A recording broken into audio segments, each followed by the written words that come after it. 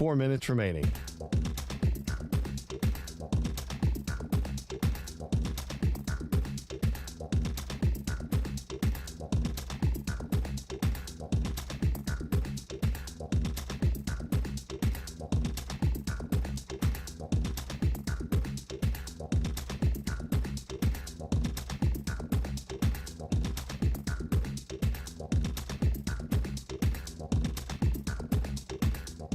Three minutes, 30 seconds remaining.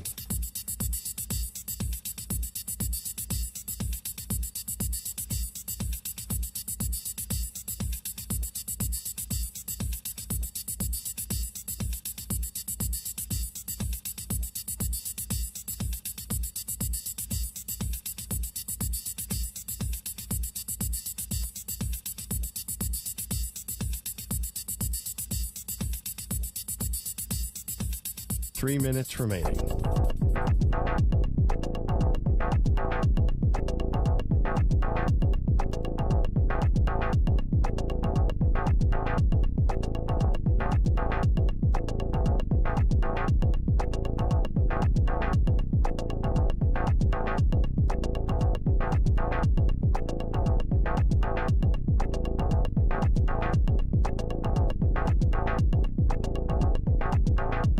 Two minutes, 30 seconds remaining.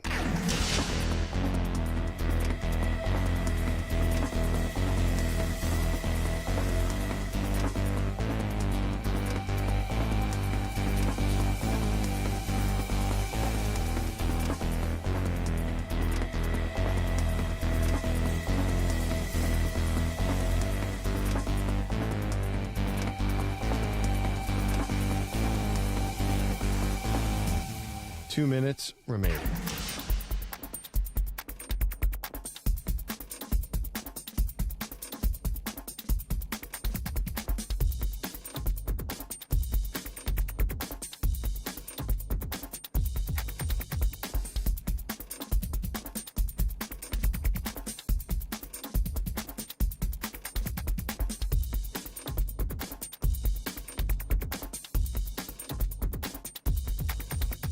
One minute, 30 seconds remaining.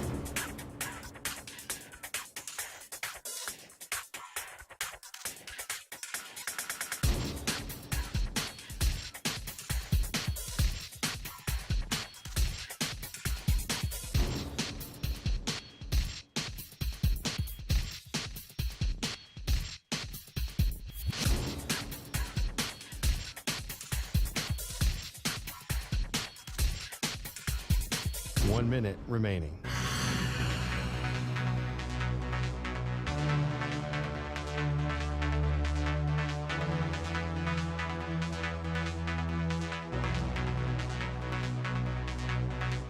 Forty-five seconds remaining.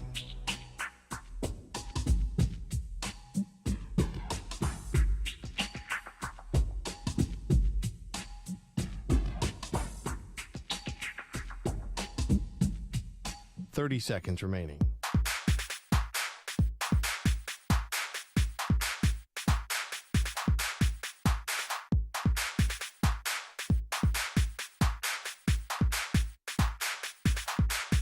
Fifteen seconds.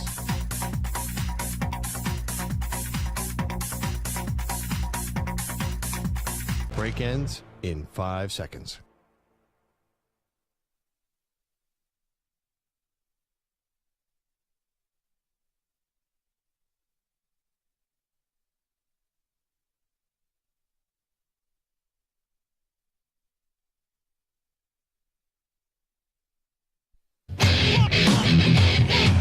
He's live. He's nationwide on CBS Sports Radio. This is the Zach Gelb Show.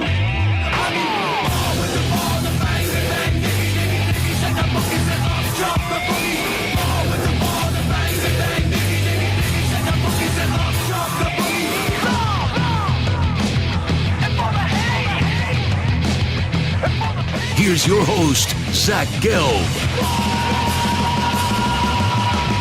Live from the Play Show, yet not overly ostentatious studios of CBS Sports Radio here in beautiful New York City, sitting on top of the 10th floor of 345 Hudson Street. Welcome on in to a Monday edition of the Zach Gelb Show across all the great local CBS Sports Radio affiliates, Sirius XM, Channel 158, the free Odyssey app, and of course streaming on YouTube, youtube.com/CBS Sports Radio. 855-212-4CBS number to jump on in, 855-212-4227. You could always get at me on Instagram, where I'm straight flexing, or via the good old cesspool of Twitter, at Zach Gelb. That's ZACHGELB. Sal Capaccio, Bill's sideline reporter, going to stop by 40 minutes from now. Another devastating end to the Buffalo Bills season. We will get the pulse on the team and what their future is going to look like with Sal 40 minutes from now. Got Moist Mike rock and rolling with me, Stuart Kovacs as well, as we take you all the way up until 6 p.m. Eastern, 3 p.m. Pacific. So what a weekend of football. You know, I usually like to push back when people have like the same sayings and just try to go a different way. And for a while, I always thought conference championship weekend was the best weekend of football in the postseason, but it definitely is divisional round weekend. And you see the two games that we got Saturday, the two games on Sunday, there was a lot of exciting, there was a lot of good football.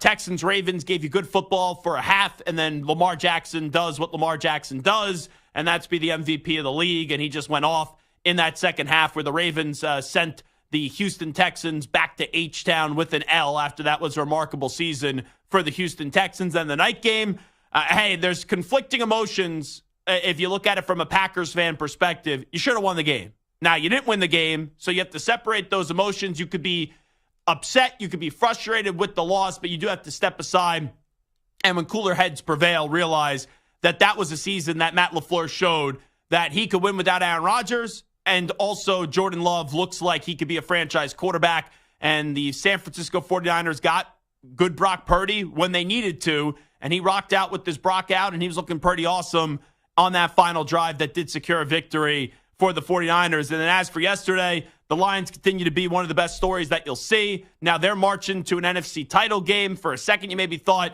that they would be played in that game for a right to host the NFC title game. But with the Niners winning, that game will be in Santa Clara on Sunday as the second part of the conference championship weekend doubleheader. And we start with the Bills and the Chiefs, another classic between those two teams. It looked like it was going to be low scoring to start. Then it started to heat up towards the end of the first half, and then you start the second half with the Chiefs touchdown, a Bills touchdown, and a Chiefs touchdown. It's like, okay, fasten those seatbelts, buckle in. This is going to be a high-octane scoring type of game, and ultimately you did have a victory by the Kansas City Chiefs by a final score of 27-24, but down the stretch of that game, there was a lot of sloppy football. Josh Allen gets the football back with 8 or 9 minutes remaining, and I was watching the game with 3 or 4 of my buddies in the city, and I turned to them and I said, Josh Allen has to bleed this clock. Josh Allen has to put the ball in the end zone, and even if he gets the ball in the end zone and he has 30 seconds remaining, that still may be more than enough time for Patrick Mahomes and the Kansas City Chiefs, but they were marching the ball. The next thing you know, there's 2 minutes remaining, and this game on 2nd and 9 and 3rd and 9, when you're already deep in Kansas City's territory, as well as Josh Allen did play in the contest, he did not play well on those last 2 snaps. Because 2nd and 9, he went for the home run shot. He went for the go make a big play, go make a heroic play, where you need to realize, and this was the part of Josh Allen that's so frustrating, as great of a quarterback as he is that Josh Allen in the second half of the season, once they did get rid of their offensive coordinator in Ken Dorsey and promoted Joe Brady to be the offensive coordinator for the rest of the season, he was playing more conservative football. He was taking the layups. He was protecting the ball. He was dinking and dunking. And when you look back at the final 2 plays of that drive before you had the wide right once again for Buffalo, as that franchise is just cursed, and you had the missed 44-yard field goal attempt by Tyler Bass, if he would have just right away threw the ball to Stephon Diggs, in all likelihood, they get a first down, or you set up 3rd and short and the clock continues to go. But he went for the home run shot, and he almost had it, but almost isn't good enough this time of the year. And even on 3rd and 9, and this could be me being a little bit overly critical, but you got to give your team a chance instead of just throwing the ball out of bounds. Right away, he had Dalton Kincaid open for a window. I don't know if it would have got a first down, but it would have made it awfully close, and it would have set you up like 4th and 3, 4th and 4. If not, you may have been able to get a first down on some yak by Dalton Kincaid. So it was just moving along that drive where you got to see Josh Allen. It was like, wow, he's putting together this drive. He is going to do this. He is going to get the ball in the end zone. And then you ended up seeing just him implode right in front of your eyes and not take the layup and not take those layup throws. And that was extremely frustrating. And that was a game where I went in and I was, up until that point, I was 3 for 3 on the weekend, and I ended up not getting the final game right. But that game was there for the taking. And when you look back at Chiefs and Bills, that game was up for grabs. And, I hate to say it, but it's just the truth. 9 times out of 10, you don't find a way to knock out. You don't find a way to put the nail in the coffin on Mahomes, and you just leave that casket open for a little bit, he's going to find a way to get the job done. And that wasn't even seeing a second half where either of these offenses, outside of the first 3 touchdowns that got this second half going, without them playing at an elite level. But you got to give credit to Kansas City. We'll continue to delve into the Buffalo side of this, but you got to give credit to Kansas City because this is a team that, and I've doubted them, and I rarely doubt the Kansas City Chiefs, but this year, with their lack of weapons, it's like, okay, who's going to step up and make a play? And you go back to the last 2 times these teams played, when Mahomes was bitching and complaining about the officials, and he was going berserk. I don't think it was because he was actually annoyed with the officials. I thought that was his way of just letting out frustration and going after, a certain, group in the officials so it could hide his true feelings about this team when his receivers had the dropsies all throughout the year. But look at what happened yesterday. When needed to, Rashee Rice made big plays. Marquez Valdez-Scantling held on to the football. And Travis Kelce, who is starting to look like he was on the decline and he was slowing down and dealing with injuries.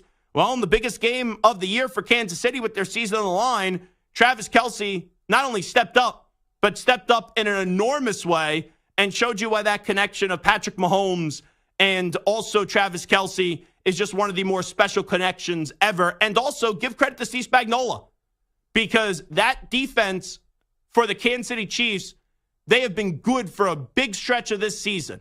They've had some moments, but they've been really good for a big stretch of this season.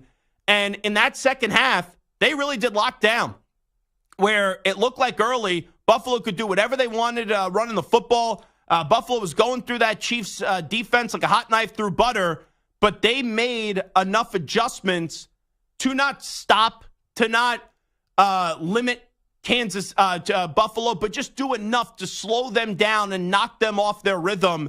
And championship teams make championship plays.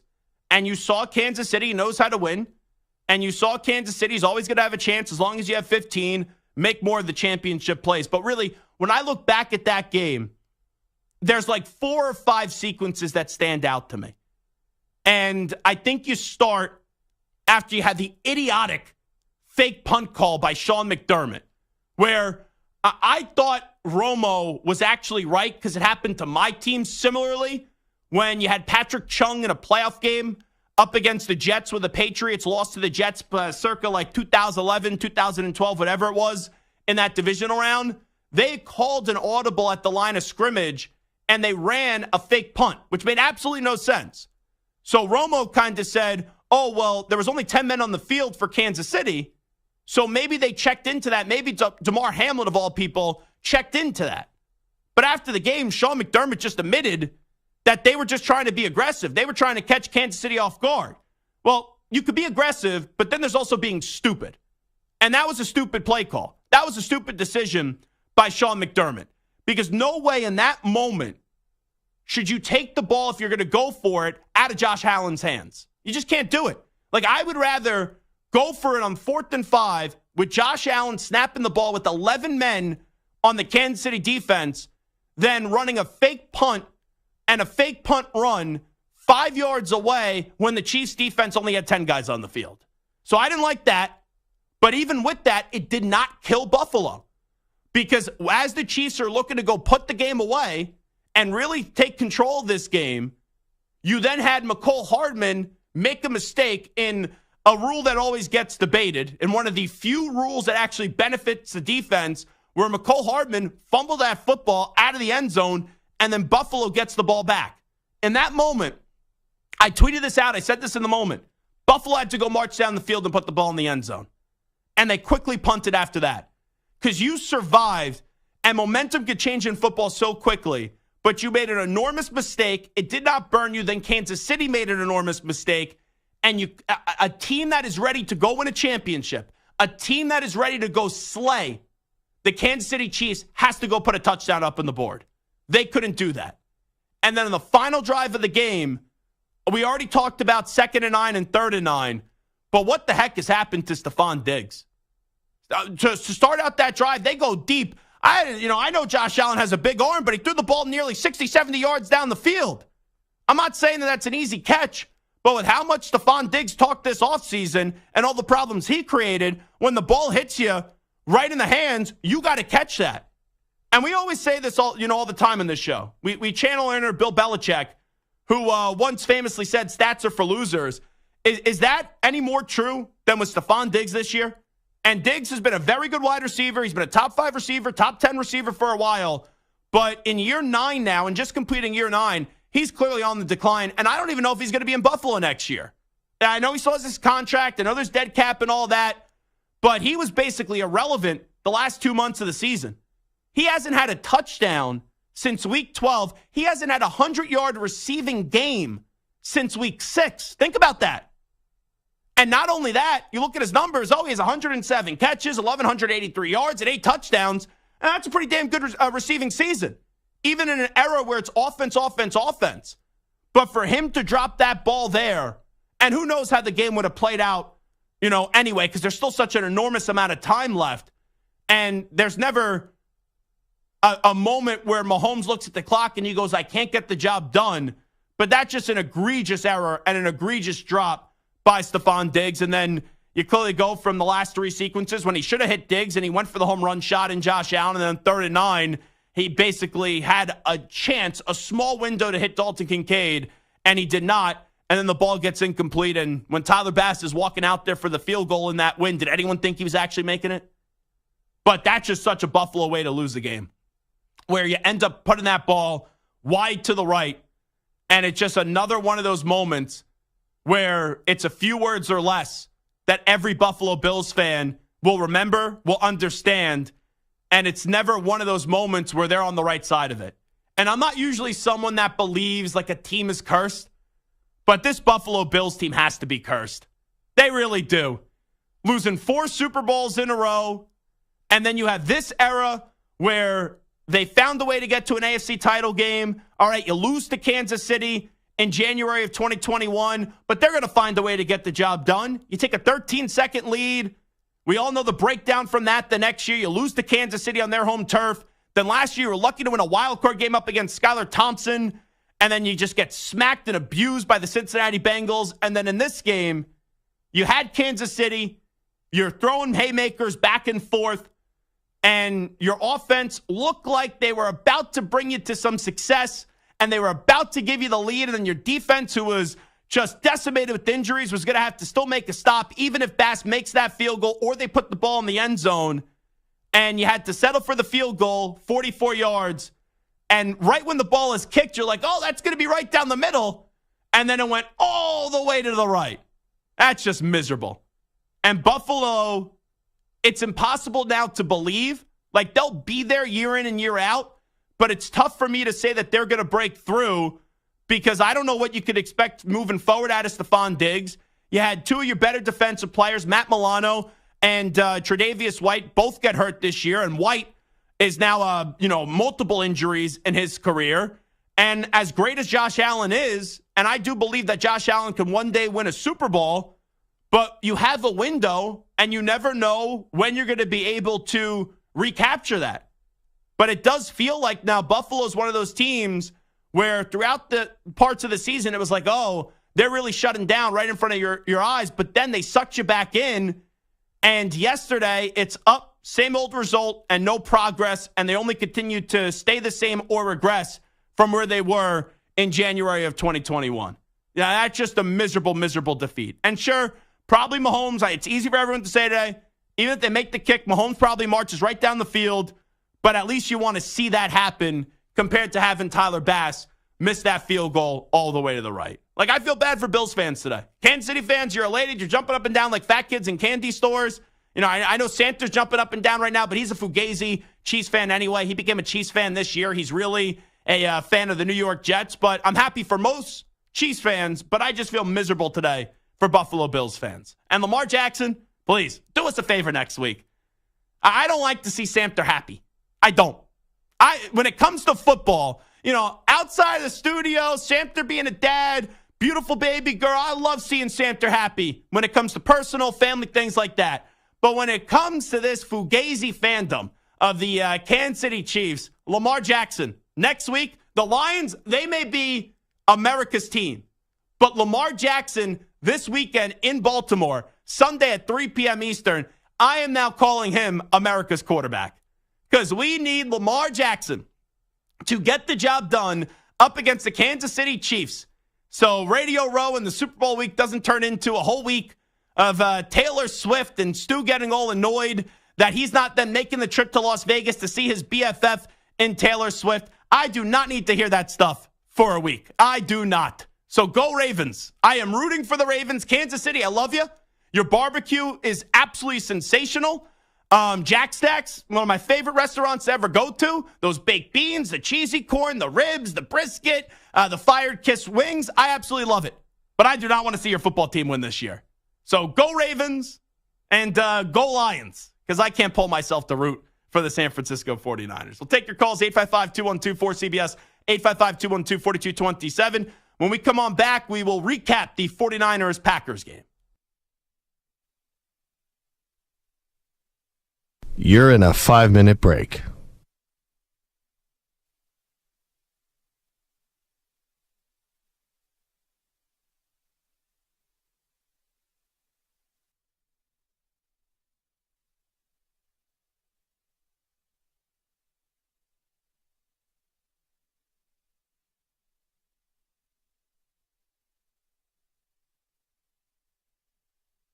Four minutes, 30 seconds remaining.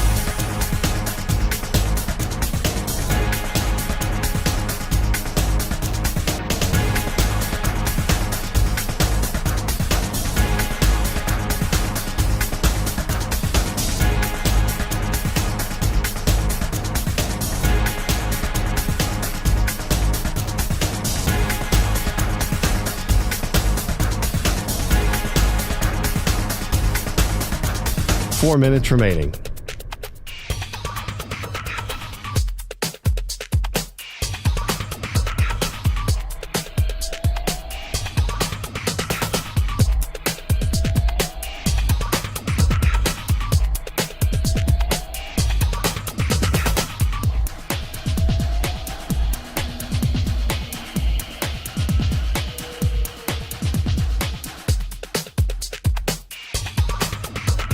Three minutes, 30 seconds remaining.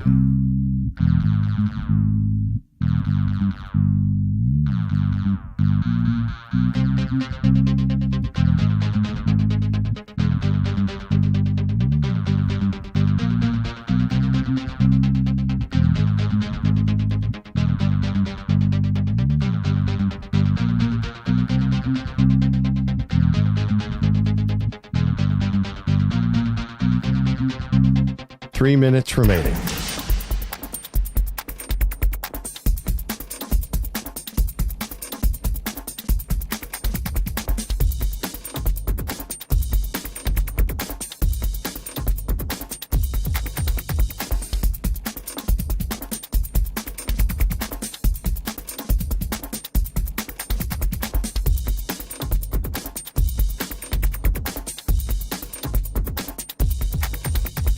Two minutes, 30 seconds remaining.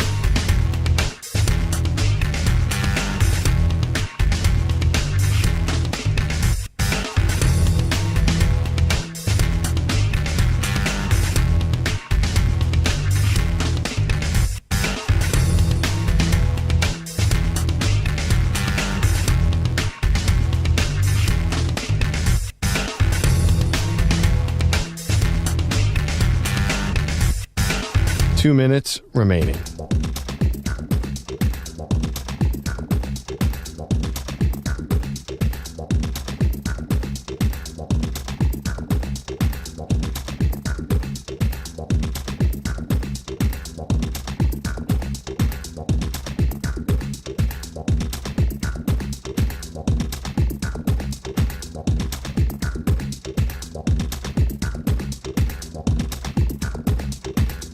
One minute, 30 seconds remaining.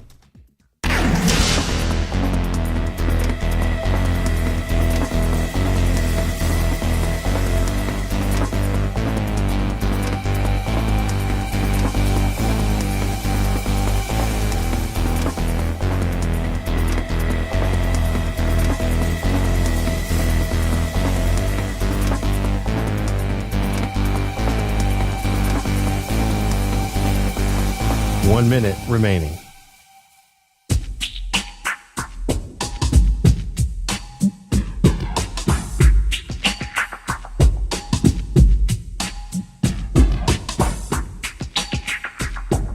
Forty-five seconds remaining.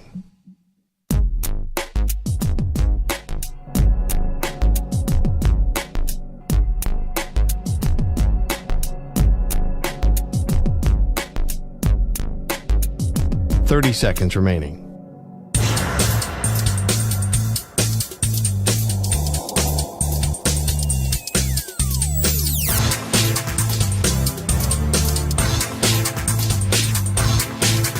Fifteen seconds.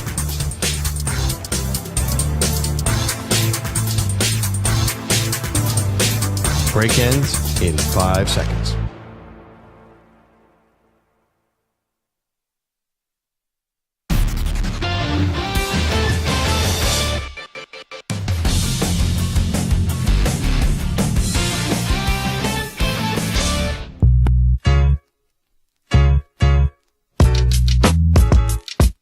He's live. He's nationwide on CBS Sports Radio. Doesn't take much to make the Pro Bowl now. Tyler Huntley made it last year. Mac Jones has made a Pro Bowl because about 8 or 9 say no. So you know what? Rewind. Proper reaction. Because about 17 quarterbacks will say no and Will Levis will get in. Hey, Derek Carr, you want to go to the Pro Bowl? I got asked. Really? Oh, yeah, I don't feel like doing it. Lamar Jackson, you're a Pro Bowl caliber quarterback. Do you want to go? No, I don't feel like it. All right, Deshaun Watson, you play like crap now. You want to go to Pro Bowl? Yeah, sure. Why? Like, Ryan Tannehill. Like, what are we doing, some of these quarterbacks? This is the Zach Gelb Show. Here's your host, Zach Gelb.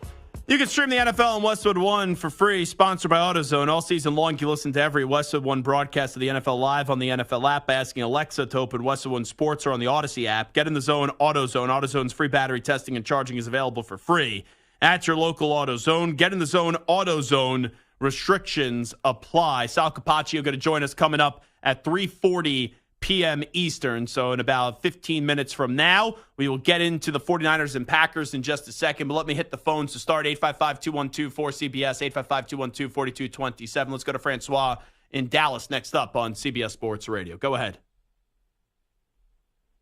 Francois? All righty. Just like the Dallas Cowboys, Francois does not show up in the postseason as well. I will say we do have a student not alert in the YouTube chat, youtube.com/CBS Sports Radio. There's this guy, Alex, that chimes in on the YouTube chat, and he goes, Gelb, I know more about sports than you.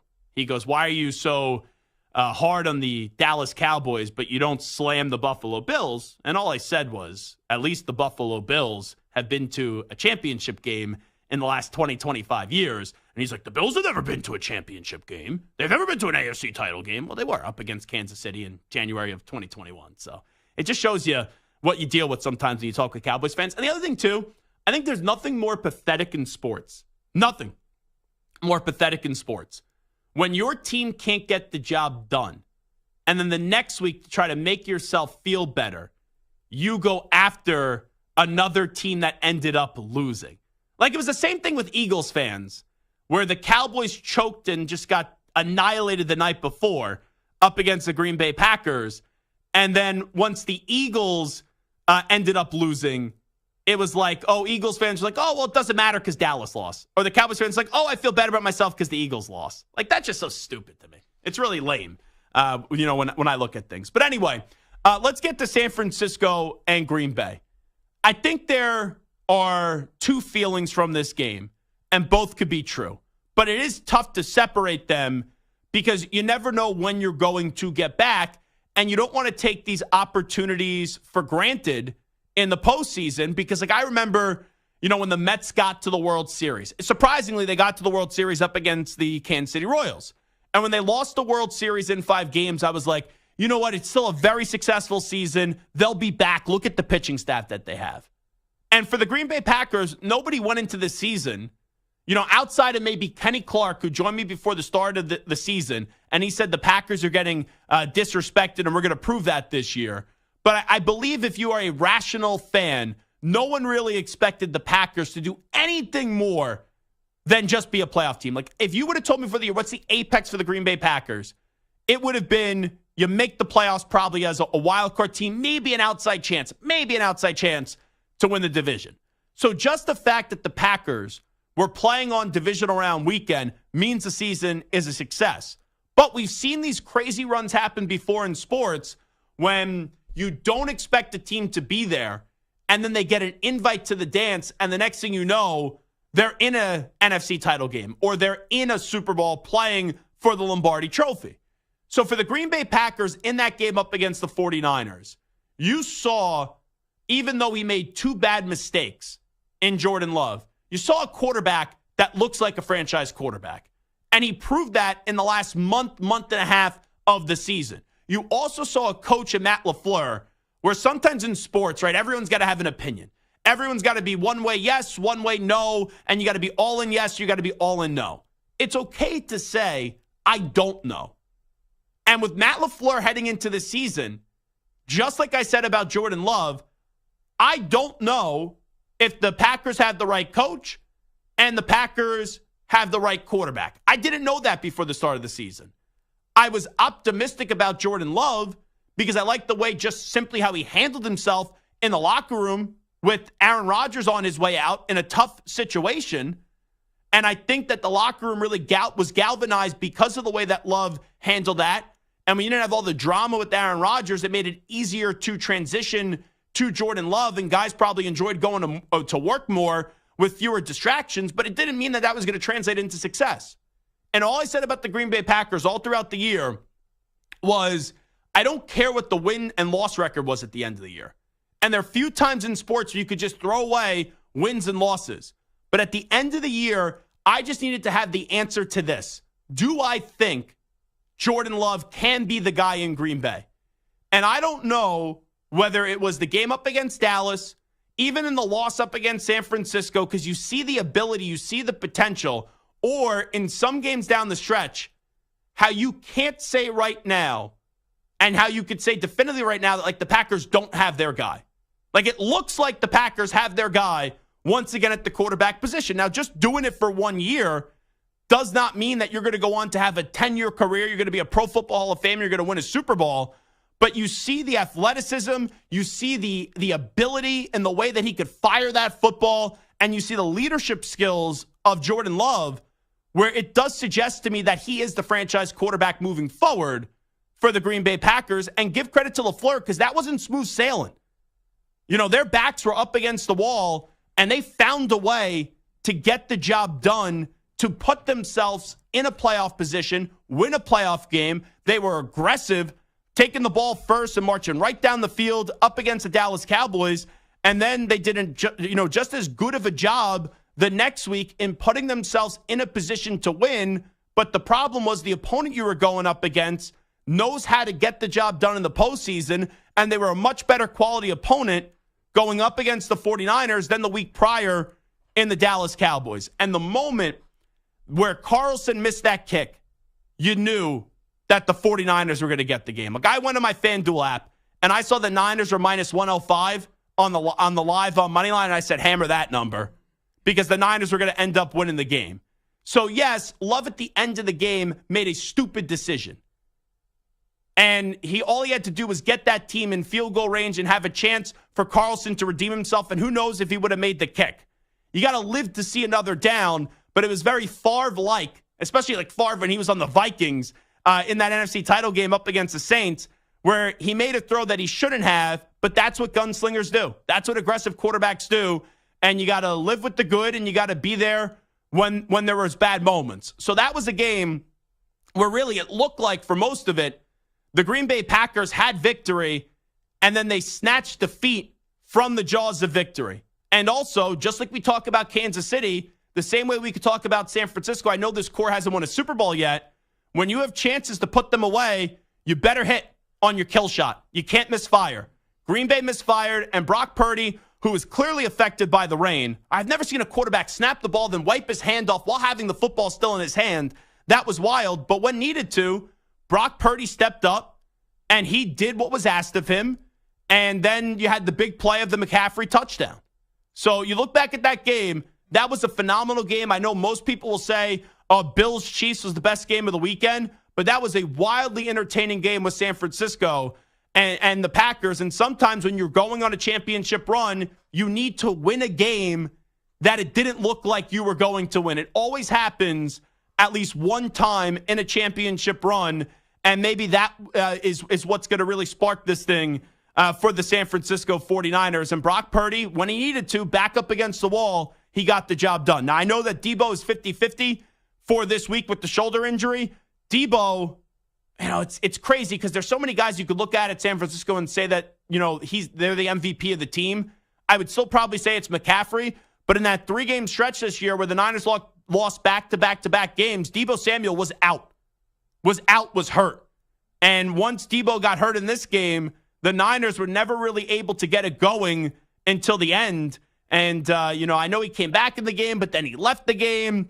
At first, we thought it was a head injury. Then you find out that it was a shoulder injury. So the status of Debo, and not like, I got to think he's going to play this week, but how effective can he be up against the Lions? And then, if you do get the job done against the Lions, I think most people believe the 49ers are going to beat the Lions, then it's okay. How really healthy can Debo get with an extra week of rest before you go up against either the Kansas City Chiefs or the Baltimore Ravens? But the bottom line, when you look back at this game, the Niners were lucky to win, but you'd rather be lucky than good this time of the year. And then also, when you look at it from a Packers side of things, there's two feelings. One, you could be demoralized. One, you could be really upset and angry and PO'd about the individual game. But when you take a step back and you look at this season for Green Bay, it is an outstanding season. You exceeded all expectations, and you can now think that you have your coach and your quarterback to move forward together in the LaFleur Love regime moving forward, because they showed you a lot of good things, and they got better as the season did go on. All right, it is the Zach Gelb Show on CBS Sports Radio. We'll take a timeout. When we come on back, we will go to Buffalo. Sal Capaccio is the Bills sideline reporter, works for WGR in Buffalo. He's going to join us to talk about another deflating, awful, putrid defeat for the Buffalo Bills in the postseason. Update time first. Here's the Ackman, Rich Ackerman.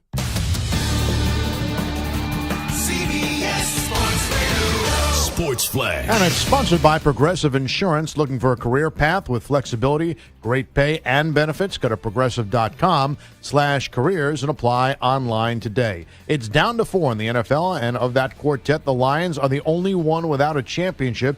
Jared Goff is looking to change that after coming up short once before with the Rams. The Lions have been a terrific story, going from 3 wins 2 years ago to the conference title game, and Goff chalked it up to the head coach, Dan Campbell, who promised this turnaround when he was introduced 3 years ago. Dan's the greatest leader I've been around and has cultivated this culture we have and our belief in each other pretty significantly. And you think about the dark times there early on in 2021, a lot of people calling for his head, a lot of people in this room calling for his head. It's pretty good to be able to sit up here and be able to play in the NFC Championship. And it feels good. Lions are a little thin at tight end with Sam Laporta playing through a knee injury and Brock Wright down, so they've signed 3-time Pro Bowler Zach Ertz. Jim Harbaugh interviewing with the Chargers for a second time, while the Titans are meeting with Bengals OC Brian Callahan, who is a hot name on the coaching market. And DePaul has fired head coach Tony Stubblefield midway through his 3rd season. Matt Brady takes over in the interim. I'm Rich Ackerman.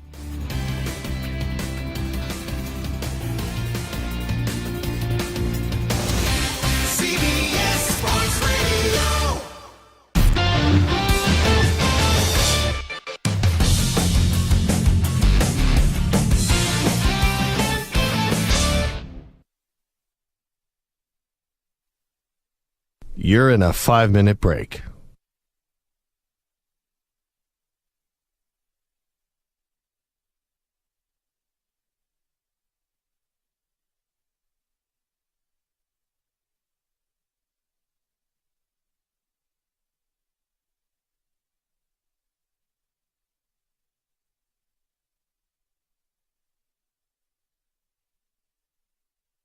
Four minutes, 30 seconds remaining.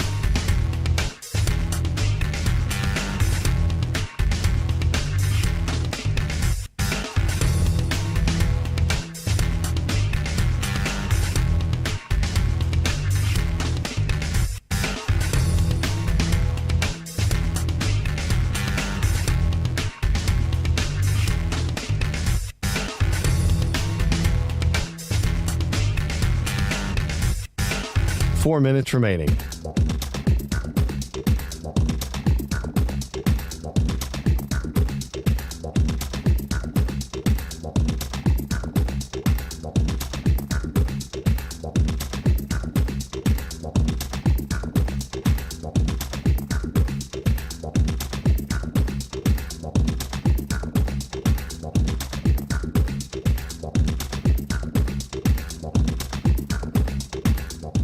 Three minutes, 30 seconds remaining.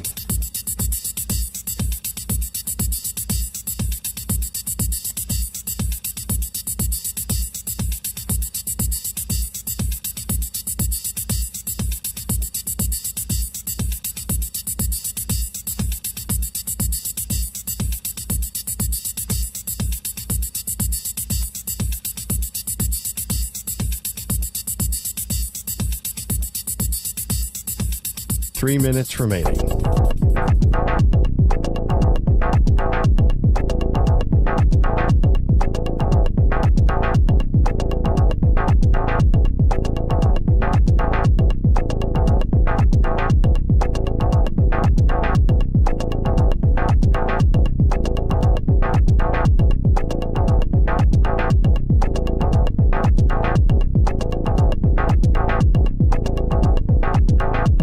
Two minutes, 30 seconds remaining.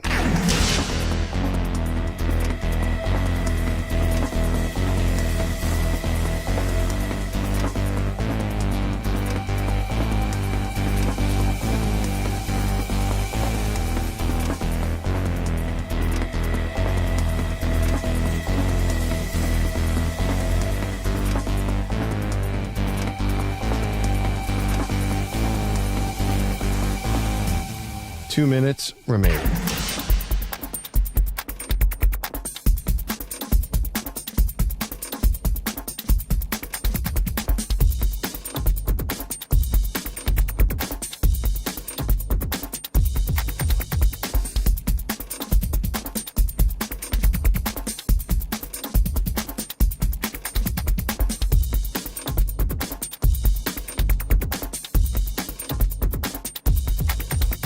One minute, 30 seconds remaining.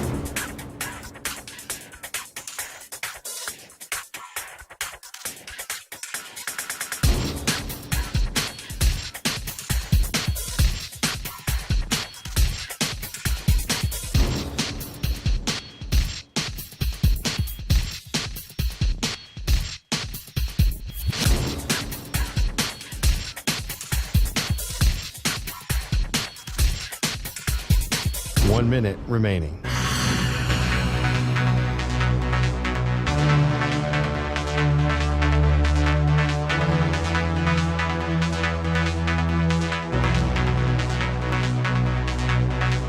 Forty-five seconds remaining.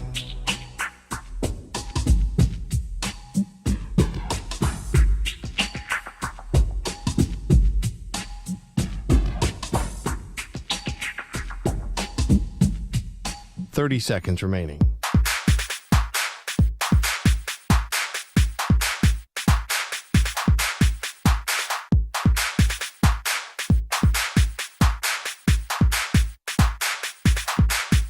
Fifteen seconds.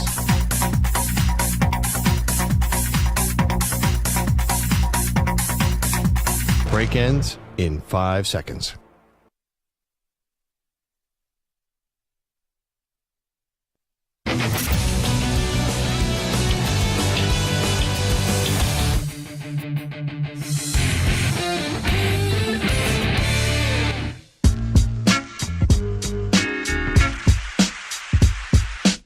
Now back to the Zach Gelb Show. It's time to Ask the Pros, where you, the listener, gets to ask us a question. It's brought to you by O'Reilly Auto Parts. Simply tweet your question at CBS Sports Radio or at Zach Gelb using the hashtag Ask the Pros. Be listening later in the show when we might answer your question. Think O'Reilly Auto Parts for all your car care needs. Get guaranteed low prices and excellent customer service from the professional parts people at O'Reilly Auto Parts. O'Reilly Auto Parts. Let's recap the Bills-Chiefs game. Also, the Bills' deflating loss to end their season with Sal Capaccio, who is always their great longtime sideline reporter, and he's kind enough to join us right now. Sal, thanks so much for doing this. How you been? I've been well. I guess when you reach a decade, it's a long time. So I feel a little bit old, but I appreciate you having me, buddy. Yeah, so, there's an intelligent analysis that we could do, and then there's like a fan analysis of this. And just as someone that didn't really have a dog in the fight, I did think the Bills were going to win the game. I just look back at that game, and you think about all these tough losses for the Bills throughout the years, and it's just impossible for me to say as a fan how the heck the Bills aren't cursed as a franchise. I hear you, and we feel like it today. It's just another gut punch to Buffalo sports. Except in the AFL days before the NFL merger, the last couple of AFL championships, and the lacrosse team in town, which is great. So I want to give them respect. Except for them, we've never had a world championship here in football, or even had an NBA team for a hot minute, and hockey, the Stanley Cup, never, but that we've gotten close, and no goal happened, and they didn't have a Stanley Cup, and wide right in the Super Bowl, and 4 straight losses. And then you see how some of these seasons have ended here. So I totally understand anybody thinking that, especially here in Buffalo today. We know how demoralizing 13 seconds was, but with this game being at home, it looking like they were on the 8-minute drive, and they were going to put the ball in the end zone, and then it ends up having a wide right kick. Was this one actually tougher than 13 seconds when you were walking off the field yesterday? I don't know. It's maybe every fan will have a different answer. For me, it wasn't. I think 13 seconds was a little worse. This was more of they had a shot. You drove down there. It was anticlimactic. And also, let's remember, if they make it, that Patrick Mahomes has like a minute and a half. And I don't know if there was a lot of confidence that they would stop, the Chiefs. I think you think back a couple of years ago when there's 13 seconds left. I mean, I was literally making plans on who I was interviewing after the game on the field. That's what I was doing. I was asking Tracy Wolfson, who are you getting? Because TV gets their person, then who do I get for radio? And that's what we were doing. And that just happened so quickly and should never have happened. This was more of a, wow, I mean, the season's ending. Like, after all that, the season's over. It's ending. And then it was tough to deal with, and it's tough to take today, obviously. Sal Capaccio here with us, longtime Bills sideline reporter. How do you look back at Josh Allen's performance yesterday? Well, he was a beast. I mean, Josh, he plays his best in the playoffs, and he's had an MVP type season. He's going to probably finish second in the MVP voting, Lamar Jackson, maybe third. I think Lamar's going to win it. That's why I say that. He's had an amazing season, and he was even stepped up a level here in the playoffs. His playoff numbers are incredible. Look at him over the last 2 weeks, what he's done against Pittsburgh and against Kansas City. No turnovers at all, no interceptions. He did have the fumble that the Bills wound up actually recovering yesterday. The yardage he's accounted for, both rushing and passing. But that's Josh in the playoffs. It's one of the things that gets me upset about when people talk about, and I get it, like, we're in this business, Zach, where we know that the quarterback's the guy. And if you don't win, it's, well, the quarterback can't win this, or he can't beat this guy. But I just think that's unfair to Josh Allen, who's played incredible in the playoffs. I ran some numbers today of all quarterbacks all time with at least 20 touchdown passes in the playoffs. Josh Allen has the lowest interception percentage of any of them. That includes Brady, that includes Mahomes, that includes Manning, everybody. I mean, this guy just is incredible in the playoffs, and I thought he carried the team on his back yesterday in crucial moments, obviously, but unfortunately just it didn't happen at the end. And I think the 2 points of contention that you could have when you criticize Josh yesterday, just in the 2 sequences of the game, was after the idiotic fake punt, and then they survived it with a fumble, and that going out of the back of the end zone. To not get points on the board off of that was tough, but that could be a team issue. But the one that I really take issue with was that 2nd and 9 throw right before 2 plays later, right? You had the missed kick by Bass. Why do you think he did not go to Stephon Diggs? When you were watching it, even in person on TV, I'm like, hit Diggs, hit Diggs, hit Diggs. And then he went for the big home run shot for the touchdown. Because Khalil Shakir was open in the end zone for a touchdown. He got hit as he was throwing it. Would have been a touchdown. He got a score. I mean, he was there. That's the throw. And if you watch actually the all-22, Stephon Diggs might not even got the first down. It actually looks a little different when it's actually widened out, that there were 2 guys bearing down on him. But that's why Josh Allen's Josh Allen. I mean, he had him open. He makes that throw usually 9 out of 10 times. The one time he didn't, he had Chris Jones coming in on Deion Dawkins sitting on his lap, basically. He even said, I couldn't get into the throw a little bit. If you look at the actual replay, you see that Josh just couldn't lay into it, which is why he short-armed it. But if he does, it's a touchdown. And now the Chiefs have to go down and score a touchdown. And now it's so funny to me when people say, well, you should have just got the first down, bleed the clock. There's no guarantee you're going to score. You got to score. You got to get a touchdown. And he went for a shot. Khalil Shakir was open. I find no issue with it. Talking to Sal Capaccio right now. All right, let's get into Steph Diggs. You look at the stats this year, 107 catches, 1,183 yards, 8 touchdowns. You're like, okay, he had a good season. But then when you know that he hasn't had a 100-yard game since week 6, hasn't had a touchdown since week 12, what do you look back on with Stephon Diggs to maybe get a better understanding on why he's not had the usual typical Stephon Diggs season that we've been accustomed to? Yeah, it's a good question. We're asking the same thing. We've been asking the same thing here for several weeks. And I think there's probably a mixture of a lot of things going on. And that is that, teams know he's their number one guy. So a lot of times they're going to shade to him, and they don't always double cover him, but I think they're going to focus a little bit on him. But I also think, that Stephon has had issues separating. He really hasn't been able to, get open one-on-one. They've manufactured ways to get him the ball in the backfield, out of the backfield, in the slot. Now, I would say though, Zach, if you look at, I think every single game for the last 5, maybe 6, every one of them, Josh misses Stephon, or Stephon doesn't come up with a pass on a long, deep ball, including yesterday. I mean, he should have caught that ball. Absolutely. You talk about when they get the ball back with 8 minutes left. I mean, Josh Allen put a dime out there. Stephon Diggs should have caught it. That's nothing on Josh Allen at all. That's something that, Stephon Diggs needs to come up with the ball. But there's been one of those every game for like the last 5 weeks, 6 weeks. Pittsburgh, he was wide open, and Josh just basically got it, had it tipped. Before that, he was wide open. He overthrew him, and I think against Miami it was. So yeah, I don't know. And his father time catching up a little bit. He was his age 30 season. He'll be 31. The separation. And I also think that, the Bills just don't have a lot of weapons to get a lot of separation. So teams have kind of just packed it in a little bit and said, all right, there's not as much room to operate out there, because I think all in all, the Bills are having trouble separating at those spots. I know it started off a weird way this year, and then towards the end of the season, they just weren't on the same page. Do you think he's definitely back next year in Buffalo? I would never say definitely. I would tell you this, 2 things. One, that's different from last year. Last year, there was a lot made of what happened against Cincinnati and the demonstrative actions, if you will, on the sidelines, and how he was interacting with Josh, and then he stormed out, didn't, talk to reporters. Now, he didn't talk to reporters. It's kind of normal for Stephon. He doesn't anyway when after a lot of games. But I was one of the last reporters in the locker room last night. He was still there. There was like 5 guys. He stayed around. He was in there, and he didn't talk to us, but he was there. So it didn't end that way. But the other thing is, Zach, I mean, his contract is very prohibitive. They can't release him or trade him unless he and management come to some resolution on reworking the contract. There's no way Brandon Beane is going to cripple his team any more than it already is with the salary cap. And there's no way they can do that by trading or getting rid of Stephon Diggs. That would happen, and they would take on way too big of a salary cap hit unless they rework the contract. Talking to Sal Capaccio right now, I know there's a difference in what will happen and what should happen. I do believe, though, that next year Sean McDermott will be this team's coach. Would you be surprised if they moved on from Sean in the next few days? Yeah, I'd be surprised. I understand. We take calls all the time about, I'm just listening to him today, and I'm gonna get him more tomorrow and everything. That there's a segment of fans who believe they should, who believe they've reached their ceiling. He did a good job. He changed the culture, but it's time for a new voice and a new direction with a team that hasn't gone over the hump, too conservative, defensive, whatever you want to say. I'll tell you that I just don't think this ownership would do that. Now, anything is possible. Of course, I've been in this league long enough to know, and covering the league long enough.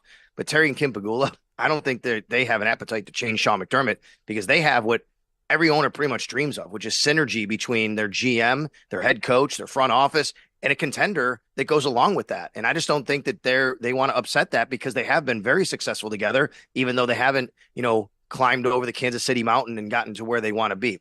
Anything is possible. There's no doubt about it. But short of Sean McDermott saying that for some reason he didn't want to be the head coach, I would personally find it hard to believe that they would move on. He did just get a contract extension right before the season. Now, of course, you can still move on from someone, but I think that was just the owner showing, hey, I have faith in this guy, and I know things haven't been perfect, but, we're going to stick with it here. 4 postseasons ago, this team was in the AFC title game. Since then, they've been stuck the last 3 years in the divisional round. when you kind of take a step back in the immediate aftermath of yesterday, what needs to change with this team so they could find a way to finally break through while this window is still somewhat open? Maybe someone needs to knock out the Chiefs before they get to the Bills. That's what needs to change, to be honest with you. I don't know. It's a good question. We were at Locker Cleanout Day today. We asked the players the same thing. And the other answer is you got to make more plays than the other team. You got to make the play that's there. And if you don't, I do think, though, you have to take a hard look at the weapons. And then we talked about Stephon Diggs, Gabe Davis, a free agent. They don't have separators right now. They did a good job bringing in Dalton Kincaid. He's going to be a really fantastic player. James Cook does a nice job out of the backfield. They can get a play here or play there, but they didn't have much of a downfield passing game. And you have a quarterback here who we saw, we know what he can do throwing the football. And I think that is something that needs to change. I think they need to bring in or find a way to have people and weapons who can separate, give Josh Allen the opportunity to throw the ball downfield, not lean on him to run as much, even though he's great at it. And we love seeing that. It helps the team, obviously. But if he can put the ball on his arm and find guys downfield more like they did in that AFC Championship year, you think about the weapons they had. And they had Stephon Diggs, but they also had John Brown and Cole Beasley and Emmanuel Sanders. And it was just really tough to stop the weapons catching the ball on that offense. He is Sal Capaccio, Bill's sideline reporter. Sal, always appreciate the time. Thanks for doing this. You got it, Zach. Thanks. There you go. Sal Capaccio joining us right here on CBS Sports Radio after another opportunity for the Buffalo Bills and a job where they come up just short. And that's been the arch nemesis. It's Kansas City, right? You look back at New England. When New England was going on their run for 20 years, how many teams were not able to get over the hump, or they were not able to go where they wanted to go because of Brady and because of Belichick? And it's the same thing in the early goings of the relationship and the synergy that Patrick Mahomes and Andy Reid do have. And it's like you can't I know everyone's going to trash Josh Allen today. Everyone will. And until you win, people are going to pile on. And it's tough to argue it. Josh Allen had a good game yesterday. It was just a good game where at the end of the game, he did not step up. He did not deliver. And I understand what Sal's saying, where, okay, you did have a guy in the end zone. I thought right away the first throw should have been to Diggs because Diggs was open for a little bit. Now, maybe doesn't get the first down, but it sets up 3rd and short. Sure, Chris Jones made a heck of a play so that Josh Allen really couldn't step up and fire that football, and it was still close to going. But I look back at that game, that 2nd and 9 sticks out to me, and then also the Diggs drop to start that drive, and who knows how the game would have played out. But I go back to that sequence, and I know it's early in the 4th quarter, where you fake the punt, you don't get it, which is dumb, and then you get a gift with McCole Hardman fumble the ball in the end zone. You can't just give the ball back to the Chiefs right after that. You had to go on a drive that, whether it was methodical or whether it was quick, it resulted in a touchdown to really take control and a firm grasp of that game. And Buffalo had the coffin a little bit shut, right? And then it started to open. And anytime they had a chance to try and slam that coffin shut up against Kansas City, you know that the Chiefs defense and then also Patrick Mahomes just ended up making the plays. But Josh Allen's the top 5 quarterback in this league, but it'll only be the but until he finds a way to go hoist that Lombardi trophy and get through Kansas City.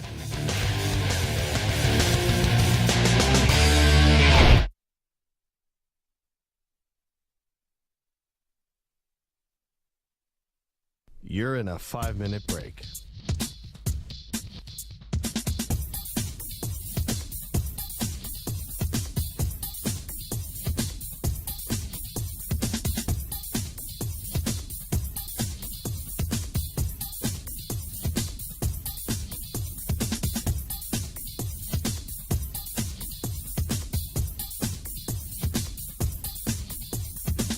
Four minutes, 30 seconds remaining.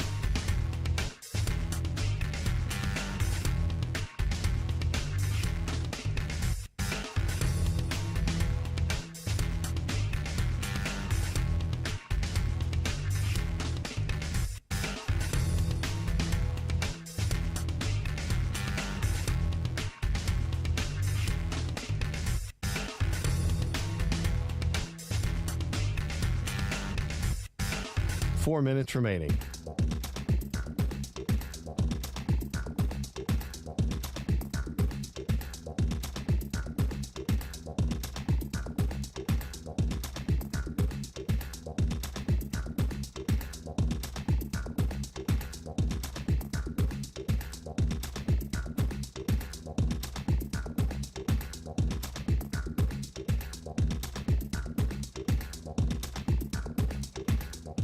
3 minutes, 30 seconds remaining.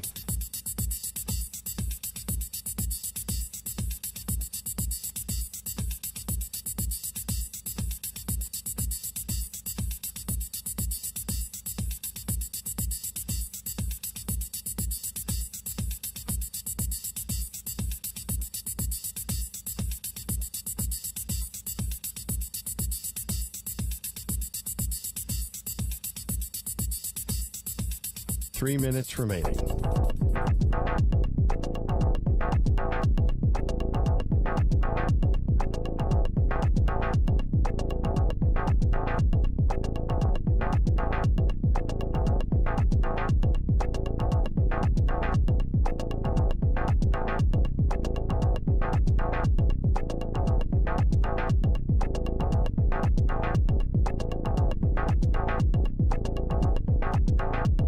Two minutes, 30 seconds remaining.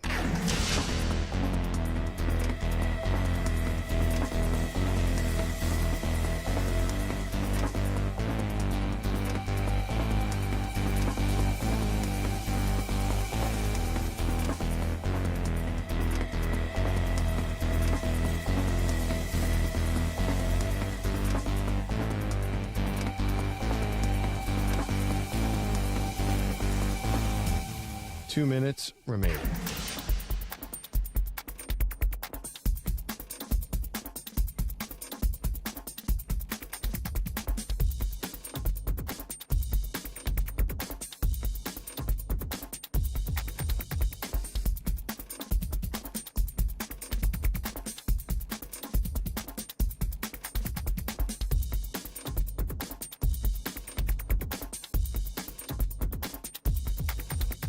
One minute, 30 seconds remaining.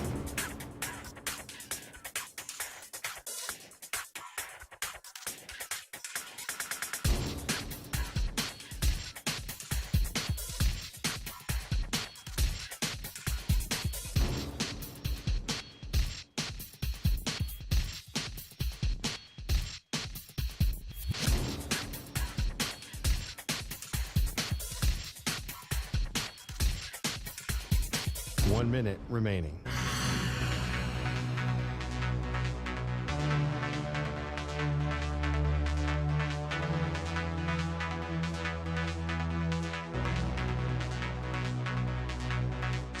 Forty-five seconds remaining.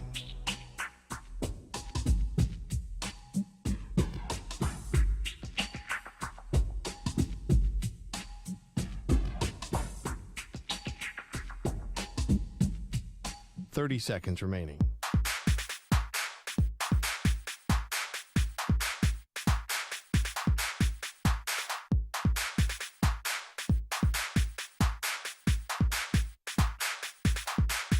Fifteen seconds.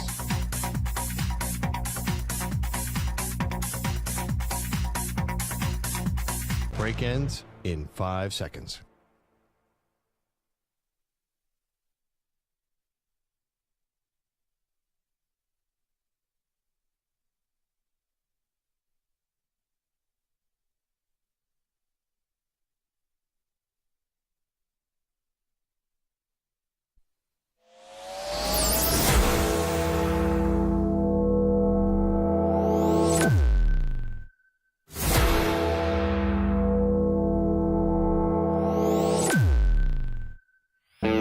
He's live. He's nationwide on CBS Sports Radio. This is the Zach Gelb Show. All righty, rocking and rolling hour number 2 of our radio program. It is the Zach Gelb Show on CBS Sports Radio. We continue to dissect this Chiefs-Bills game. We'll get back into the way that we view Josh Allen in just a second, but I want to touch on 2 other things from that game. Number 1, Samter. I'm curious how you process this and what your thoughts were on the game. Because sometimes Samter can be really fun, and then other times, like, he could be a curmudgeon a little bit. The whole Taylor Swift, Jason Kelsey taking his shirt off, chugging beers and all that. I saw a lot of people yesterday tweet out like, oh, now I'm out on the Kelseys and Swift, like enough is enough. I thought that was actually pretty cool. Jason Kelsey, who, all things, the way that it's being assumed is that his NFL career is over and he's going to walk away, he's going to retire, even though there has not been an official announcement yet from Jason Kelce. He's there supporting his brother in Buffalo. There's no city that's better to be in for the Kelce family than Buffalo. Like when you just think and know about them, eating wings, eating good tailgate food, and chugging beers and drinking. That is what Buffalo is all about, food, family, and football. And Jason Kelce is a fine representative of that. I thought it was pretty neat yesterday. Instead of the same old shots of Taylor Swift over and over and over again, hugging Brittany Mahomes and reacting to the game and always going to the luxury box, whichever one that they're in, on the home Stadium Arrowhead or on the road, this time in Orchard Park in Buffalo. I thought that Jason Kelce did a good job entertaining us yesterday and then also providing a distraction of it just being Taylor Swift, game Taylor Swift, game Taylor Swift, game Taylor Swift. It was nice to see Jason Kelce take some of that spotlight away. Yeah, I thought it was kind of fun. I liked him jumping into the crowd. Apparently, he was like picking up kids so they can see Taylor. So it was kind of fun. And sometimes they would show the shots of Taylor, and they would just in the background, you would just see a shirtless Kelce, Jason in the background. Beer. The one thing I was kind of iffy about, and I wouldn't call it curmudgeon, but it's listen, okay, your brother's playing the Bills. I get it that Bills Mafia is fun, and they're goofy, and there's flaming tables, and there's wild antics. Yeah. But when Jason Kelce, before the game, is hanging out with Bills Mafia. What's wrong with and that? Drinking with them. Your brother's playing against them that day. Don't hang out with the enemy before the game. You got to be friendly with the enemy. Why? And then You're you in a stab booth. him in the back. Yeah. What do you mean stab him in the back? You're shirtless in a booth. How are you going to stab him in the back? Now, if he was throwing snowballs at little kids from the booth, that's a different story. Well, that was the one thing that I actually took issue with during the game. I thought the Kelce stuff was fun before the game. He was taking shots out of a bowling ball. It was absolutely awesome. Find the Chiefs fan in the crowd or in the tailgate and hang out with them. Don't hang out with the Bill fans. They're looking to kill your brother. Yeah, but that's not a big deal. I thought it was very classless, though, of the Bills fans yesterday, once you lose the game, to be throwing snowballs at Patrick Mahomes as he's going. I don't know if it was his family or if it was just Chiefs fans as he's giving his gloves and going to high five a few people. I thought that was very low class by Bills fans. And also, I don't know about you, and maybe I'm just far off here because I lived in the penthouse for 20 years of great sports moments, but even when my team would lose, I could never cry. Even when I was a kid and my team was about to be undefeated and then they had that terrible loss to the Giants with the helmet catch by Tyree and then Plaxico Burress getting the touchdown and all the failed Marys that they ended up having and trying to get that ball to Randy Moss. To see some of these Bills fans hysterically crying in the stands yesterday. There was one guy without his shirt on crying in the stands in that frigid temperature. I don't know if I could bring myself to tears when it comes to a divisional round loss, even though it's an enormous loss because you had that game undecided in the fourth quarter, and I know that team has never won. I know that franchise has been tortured. But to actually, it's one thing you shed a few tears, but to be hysterical, to be, what's the word? Inconsolable? Yeah. To not. Weeping. Yeah, to be just, over the top crying as if a family member just passed away.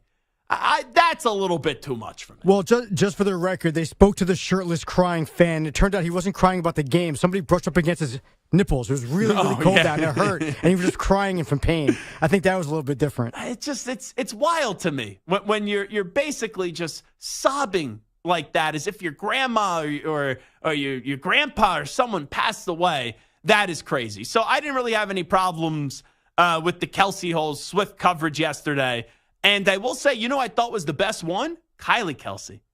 Because Pat Mahomes' father was in the luxury box. And when Jason, I think that could only happen in Buffalo. I know everyone knows who he is. But when he jumps out of the luxury box into the stands and there's security guards right there, I really think if any other person did that, they would have been escorted out of the stadium. They'd be like, who's this savage? But since it's Jason Kelce, everyone understands it. Everyone's like, okay, that's just what Jason Kelce's going to do. It's like having one of the characters in the Animal House just basically be at your football game.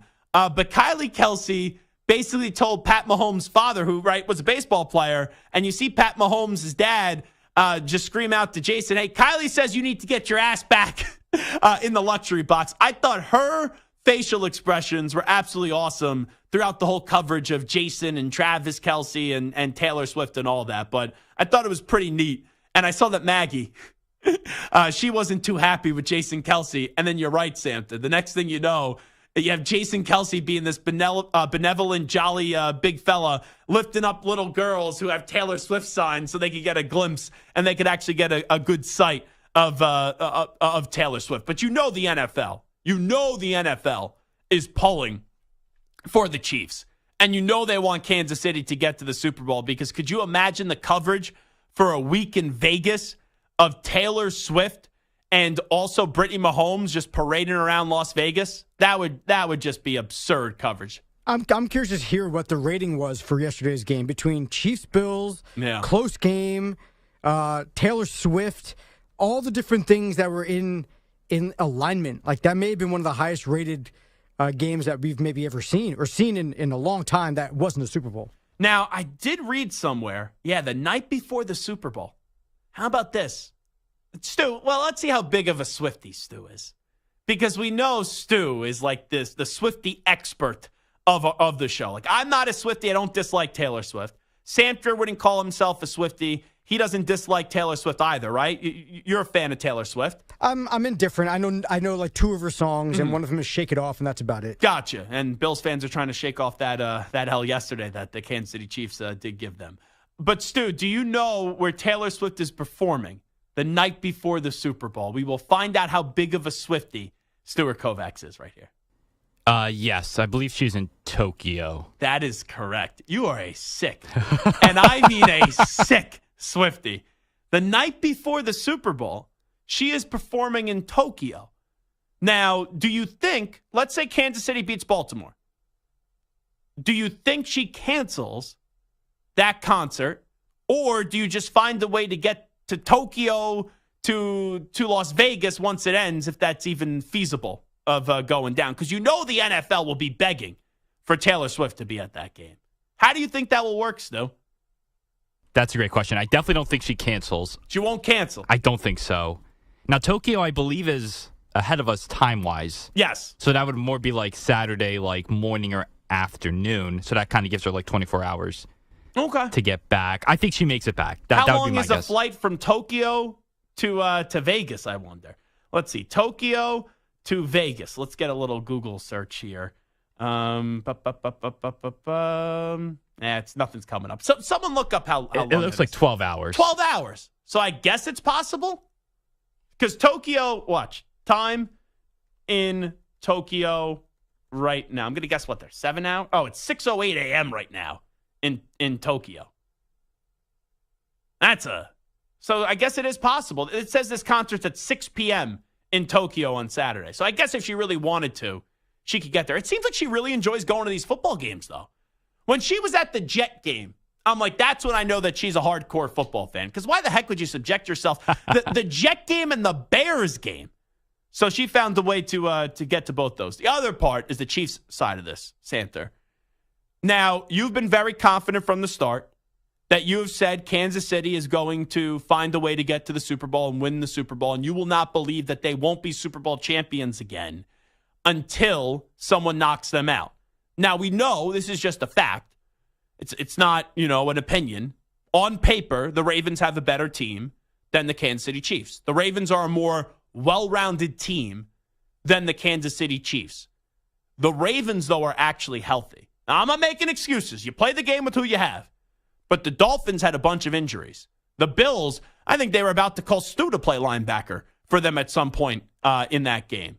Does it at all concern you, even though Kansas City's in the AFC title game and Kansas City's going to Baltimore, Mahomes got his first road playoff victory. We know that he's won the MVP multiple times, and he's a two-time Super Bowl champion, has been to 3 Super Bowls. Does it at all concern you that this Chiefs team maybe is playing a little bit better than they have throughout the entirety of the season, because a big part of that have been the injuries on the Dolphins defense and the injuries on the Bills defense, and now you got the big bad Baltimore Ravens trying to be the team that finds a way to knock off the Kansas City Chiefs this Sunday. I'm not worried about the injuries for the Dolphins and the Bills. I think that the Chiefs were better than both those teams anyway, so without the injuries, they still probably would have won those games. However, I am worried about the Ravens because the Ravens are legit scary. Yeah. I mean, they've wiped away every team that they've played over the past month and a half. And, not just good teams. Well, because it would be perceived that the two best teams in the NFL before the postseason started were the Ravens and the 49ers. And the Ravens smacked the 49ers this year. At the end of the day, I think the four best teams in the NFL are playing in the conference championship. I think the Ravens, Lions, 49ers, and Chiefs are the four best teams in the NFL basically all year. I know people doubted the Chiefs, but, I kind of just equated them to the Warriors, who just didn't really care about the regular season and turned it on. Which is something to do in the NFL, but you can't be always the one seed every year. Yeah, but at the end of exactly. Unless you're getting the one seed, it doesn't really matter. As long as you win your division, get a home game. If you're not going to get that one seed, and once they knew they weren't getting the one seed, they just kind of coasted. I'm telling you, man, this is going to be a tough out. This is the first game in a while where I've been legitimately worried because I'm not concerned as much about the Chiefs' offense. I mean, Patrick Mahomes, they're going to score points. It happens in the playoffs. It doesn't matter who he's throwing to. Travis Kelce, as long as he's healthy, he's going to be able to show out. Right? The Ravens' defense is really good. But here's what I see about the Ravens, right? That game against the Texans, the first 2.5 quarters, they slept through it. The Texans were as good, if not better. I thought the Texans should have had the lead, or at the very least, the Texans looked like they were on equal playing ground. And then, so I thought the Ravens were better until you had the big punt return. Once the punt return happened, it was we got a ball game, and then boom, in the second half, I think the Ravens said, we've knocked off the rust from the week off. We got no problem with this. Well, no, up until that punt return, it seemed like they were fairly equal. I kept watching Lamar Jackson missing throws, and you saw it. He was getting in his own head. Every bad throw, every bad play, Lamar Jackson was getting in his head. I'm thinking to myself, this is a guy who just emotionally might not be big enough for the moment. And C.J. Stroud was cool as a cucumber. The entire first half, Lamar Jackson looked like he was on edge. Second half rolled around. Kind of reminds me of those old Bama Saban teams where they kind of stay close to you until the half, and then second half comes around, they just run the ball down your throat Ravens, and just beat you up. Derrick Henry and Mark Ingram and just beat you up and just jam it down your throat. And that's kind of what the Ravens are, that they're going to look okay. They're going to look pretty good. And then once the second half rolls around, they're just going to beat you up and just crush your spirit. And that's what worries me, because as good as the Chiefs are, they could not stop the Bills' run game in that first half. And the Ravens just want to keep running the ball. I don't think that the Chiefs can stop them. So out of 100% right now on the early Monday feel, our Chiefs expert, our Chiefs fan, a little bit fugazi and Michael Samter, though, out of 100%, how confident are you that the Kansas City, how about those Chiefs, are going to find the way to take care of the Baltimore Ravens? As a biased fan, I'm going to go 55% Chiefs, 45% Ravens. That's not high at all. So in reality, that means Samter down deep believes that the Ravens are winning the game. Well, if you're only starting at 55% and it's Monday, you are really shaking in your boots here. If I wasn't a Chiefs fan, if I was a completely partisan, unbiased, completely removed, objective fan, I would say Ravens by 10. Wow, by 10. But I'm a Chiefs fan, and I have faith in my boys. Wow. But I'm a Chiefs fan. I have faith in my boys, as you just said, Ravens by 10. All righty, let's just quickly get back into Josh Allen. And I'll just say this. Going into next year, where do you think Josh Allen will rank in QB rankings? When people do their top 10 lists, when we got nothing to talk about in the summer, once the NBA season ends, right, the NFL stuff dies down, college football, we're just waiting to get to September. Where do you think Josh Allen is going to rank? Now, I think there's going to be 3 quarterbacks that are going to be in front of him. He will still be a top 5 quarterback. I think the lowest you could put him is at 4. We know no one's taking Mahomes' number 1 spot. Joe Burrow got hurt this year, but it was already perceived to be that Joe Burrow was a better quarterback than Josh Allen. I still think Joe Burrow is going to be ranked in front of him. And also Joe Burrow's been able to beat Mahomes in a big game too. And then Lamar Jackson.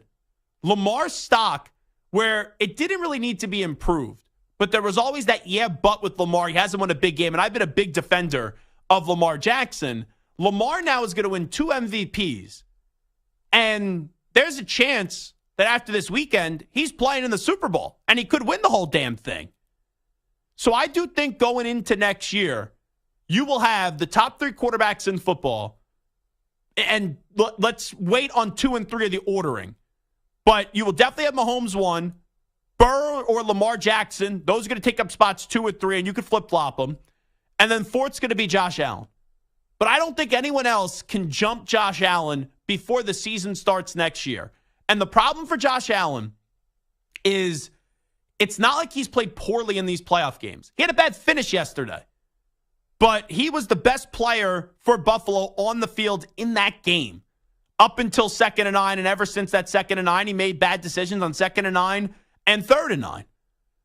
But the problem with Josh Allen now is Buffalo's been so close and they didn't get the job done. You start to wonder, will they ever get the job done?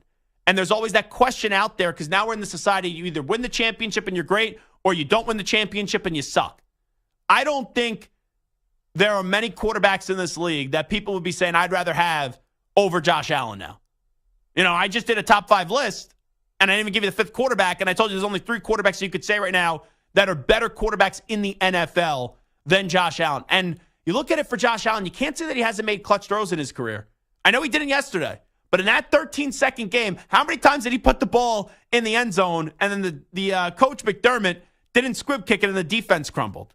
So he's made big throws. He did enough that year to beat Kansas City, and his special teams and defense just failed him. But that's got to be a tough spot to be in sports because you know you're a really good team, but you haven't been able to find a way in the postseason. Regular season's been a different story, but in the postseason to slay the dragon, that is Patrick Mahomes and the Kansas City Chiefs. And the Bengals, I know they lost last year, but the year before, they were able to get the job done. And now the Ravens get that opportunity in the postseason as well. You know, that's for the next decade of football, assuming everybody stays healthy, which has been a problem for Lamar, and it's been a problem for Joe Burrow.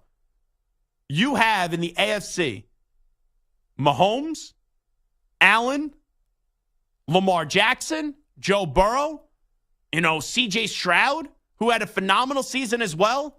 Like, let's see if Justin Herbert and Trevor Lawrence can start to get their acts together on a more consistent basis. You got some big names that are going to be tugging at Superman's cape in Patrick Mahomes. But only one guy's been able to take that cape for a year in the postseason, and that was Joe Burrow. It's going to be fascinating. That's for the next 10 years, as long as he's healthy, if not more than that. It's going to be who's going to be able to when they get a shot, who's going to be able to issue the kill shot on Mahomes and the Chiefs. So where would you rank and how do you view Josh Allen? 855-212-4CBS, 855-212-4227. I don't think you could put him anywhere lower than the 4th best quarterback in football entering the 2024 regular season. Coming on back, Zach Gelb Show, CBS Sports Radio. You're in a 5-minute break.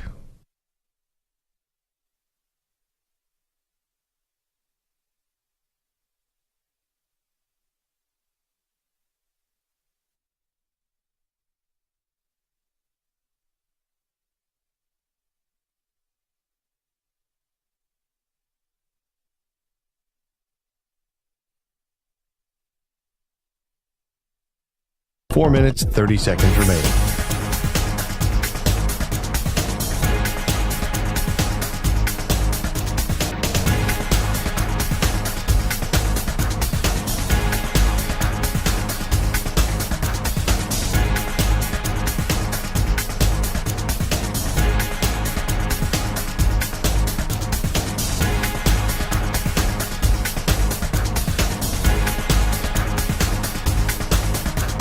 Four minutes remaining.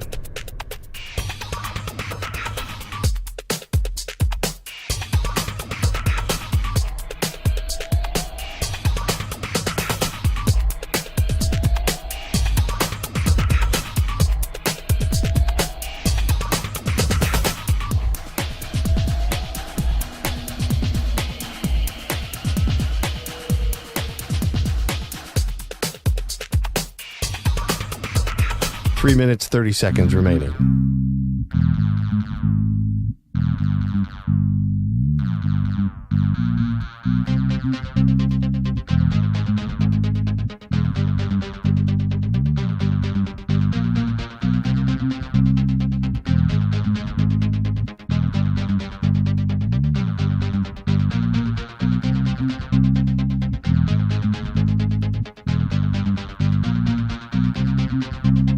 3 minutes remaining.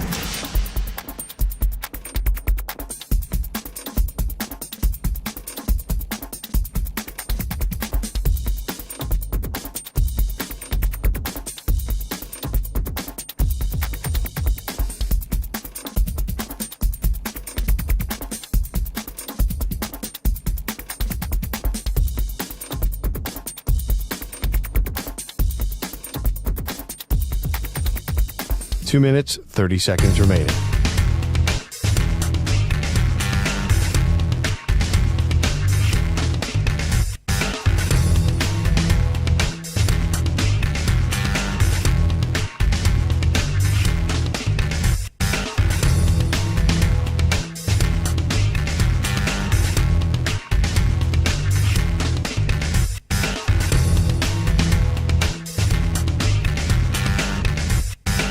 Two minutes remaining.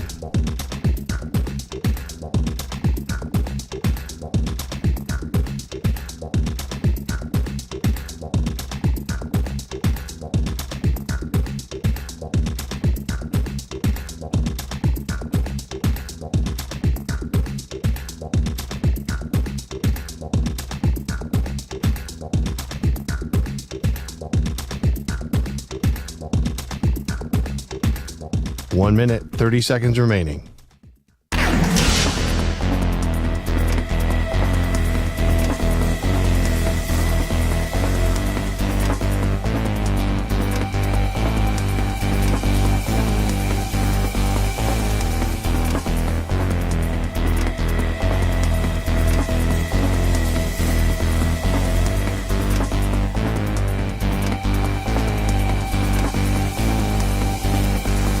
One minute remaining.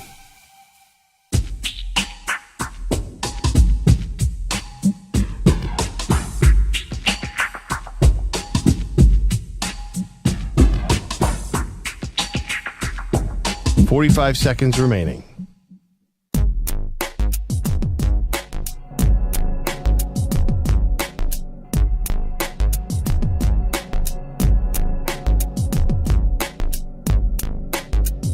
"30 seconds remaining.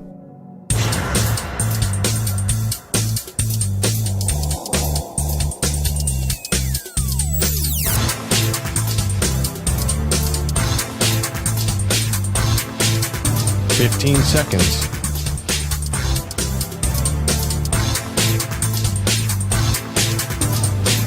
Break ends in 5 seconds.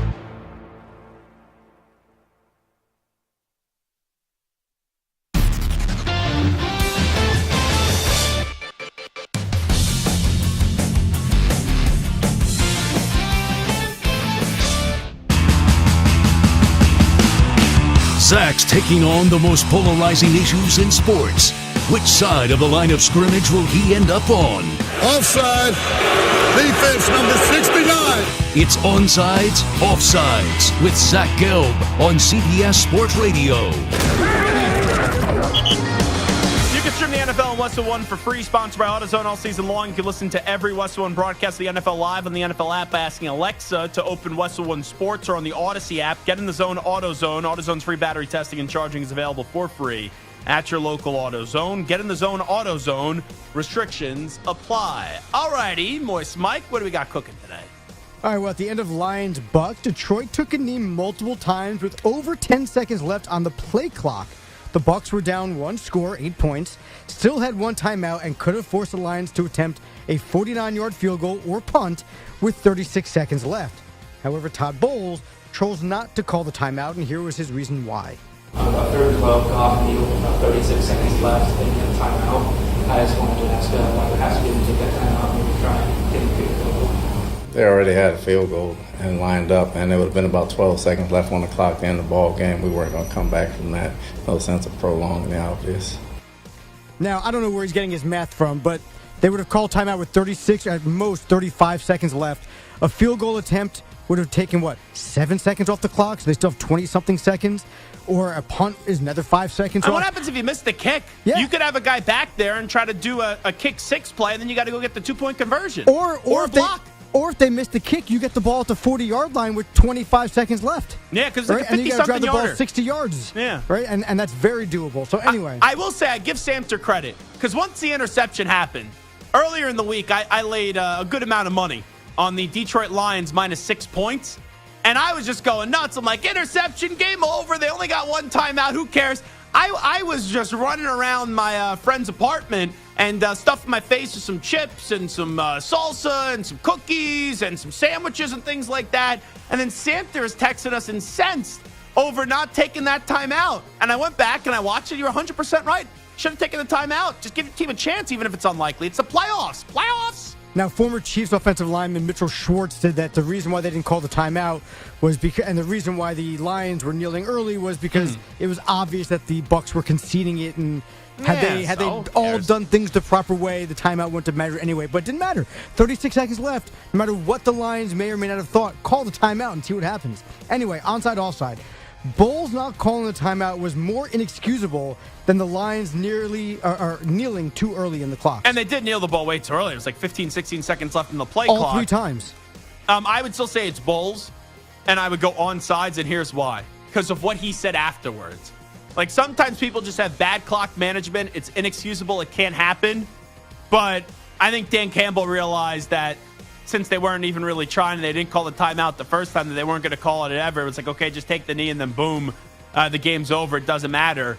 And they're not going to call the timeout either way. But him saying afterwards would have left us, even if he was right, let's say 12 seconds, which he wasn't on his math. Even with 12 seconds, I'd still rather have those 12 seconds and try to throw something around and have a breakdown with Detroit, right? Because Detroit's never had heartbreak in an NFL game where they had a victory and they had a game won and then they found a way to snatch an L. I would rather try than go down without a fight. So I think you're right on that.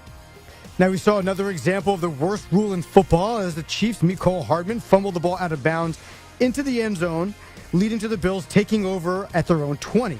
Onside, offside. In these instances where a fumble goes out of the end zone, the offense should actually retain possession with the ball being placed back at the 20. So I have been so on one side of this for so many years, and rarely do you change an opinion that you've been just so adamant about.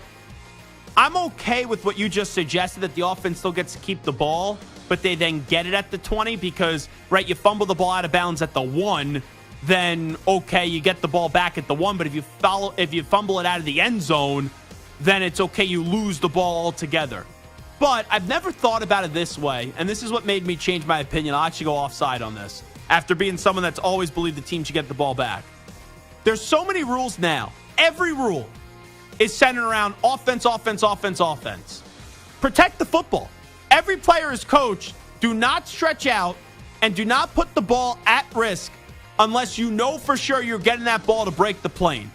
So with how much it's been offense, offense, offense, I'm actually okay with the rule finally favoring the defense. And if the defense makes a play and they get that ball to come out and it goes through the back of the end zone, then the defense actually forces a turnover and their offense ends up getting the ball. So through all those years of thinking about this, and just to see how many rules have put the defense at a disadvantage, I don't want to take away a rule that finally puts the defense at an advantage for making a heads-up play.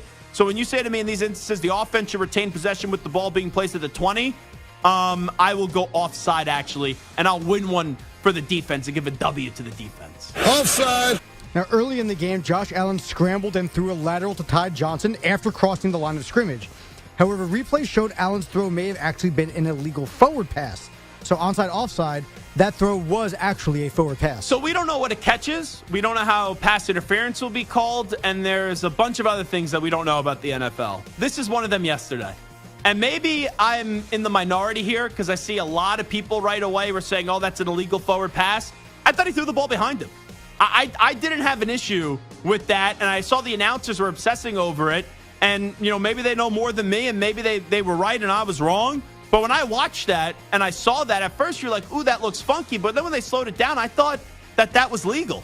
So when you ask me onside, offside, the throw was a forward pass, I'm going to go offside on this one because I thought it was thrown behind him. Maybe I'm totally wrong on this, but that's the way that I saw it. Offside. It looked like a forward pass to me, but hey, you know what? But that's football, right? Like, that's the thing with the NFL. There's so many things that should be simple. How do you catch the ball?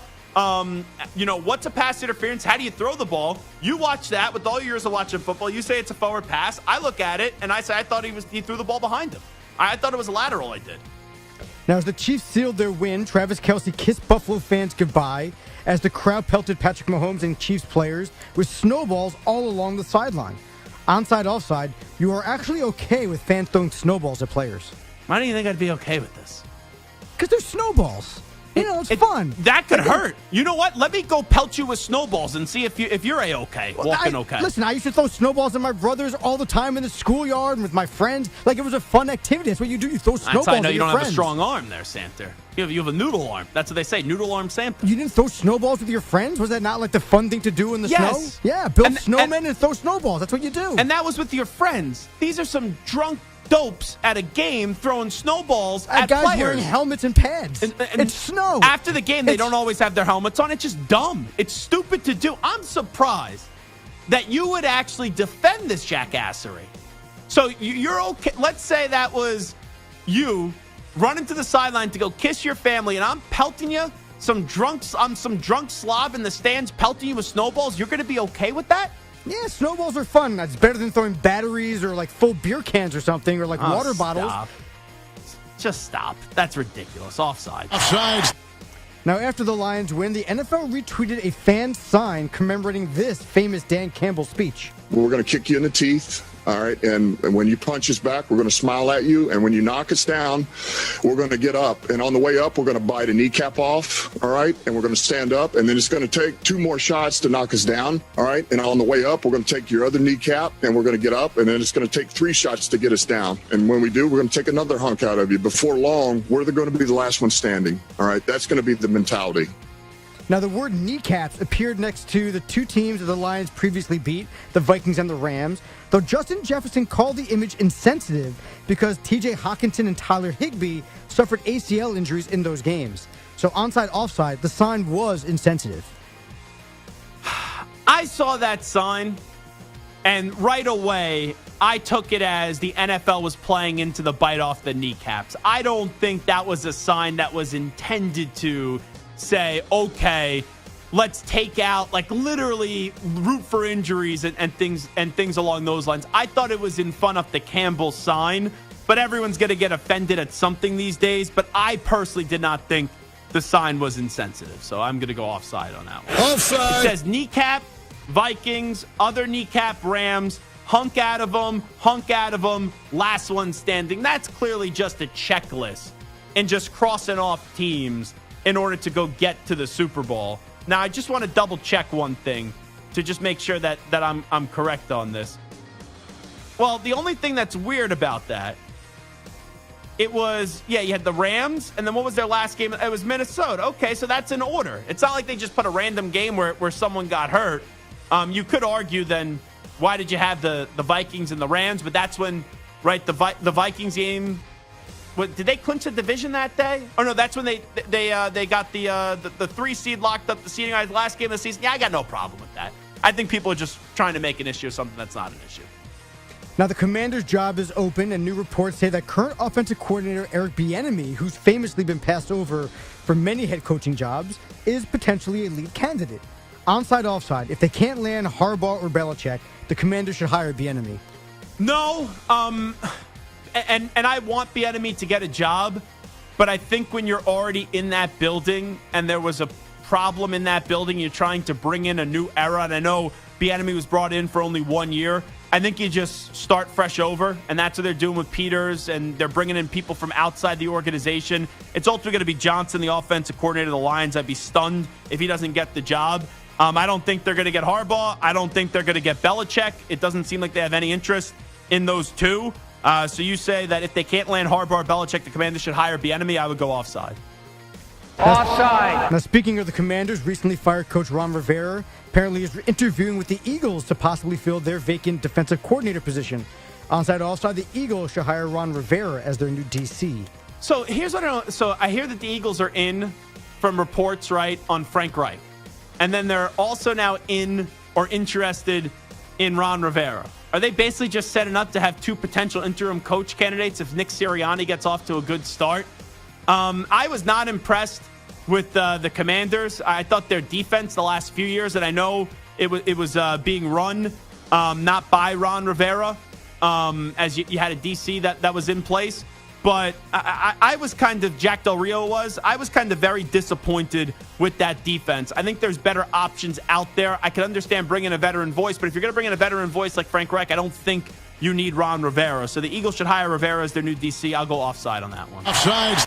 Alabama has seen 10 players enter the portal after Nick Saban retired, with 3 of them choosing Ohio State as their new school, included coveted 5-star QB Julian Sayin. Onside, offside, you have confidence that Ryan Day will overcome his demons and reestablish Buckeye dominance. Well, they have a cupcake schedule this year. Their schedule is easy peasy this year. And Washington lost Kalen DeBoer in the Big Ten. You know Oregon's going to be good with Dan Lanning and now Dylan Gabriel. And Michigan, in all likelihood, is going to probably lose Jim Harbaugh as well. So they have a good chance this year to win the Big Ten. But now you're asking Ryan Day to win more big games in a bigger playoff field of a 12-team playoff?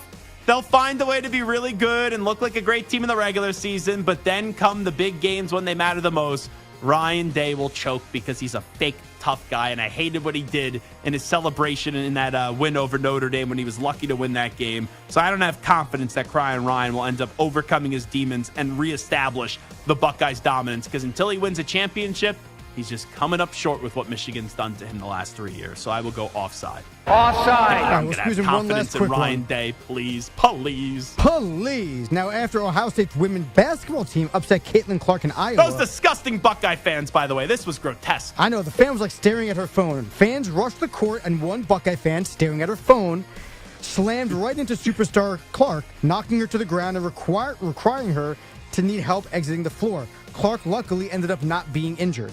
Onside, offside, storming the court should be prohibited. Low-class Buckeye fans running right into Caitlin Clark. That was absolutely repulsive. That was absolutely disgusting. With all that being said, though, I'm a big fan of storming the court, storming the field. I did so when Michigan beat Ohio State. I ran right onto the field, but I was classy. I didn't knock anyone over. I was very graceful.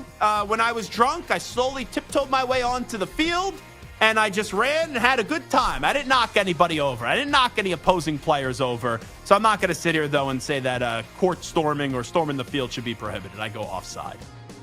Just don't be a dope and end up hitting a superstar. Just look up from your phone if you're recording something, if you're running onto the court, right? Just look up. All righty, let's get to the latest CBS Sports Radio update with the Ackman, Rich Ackerman. CBS Sports Radio. Sports Flash.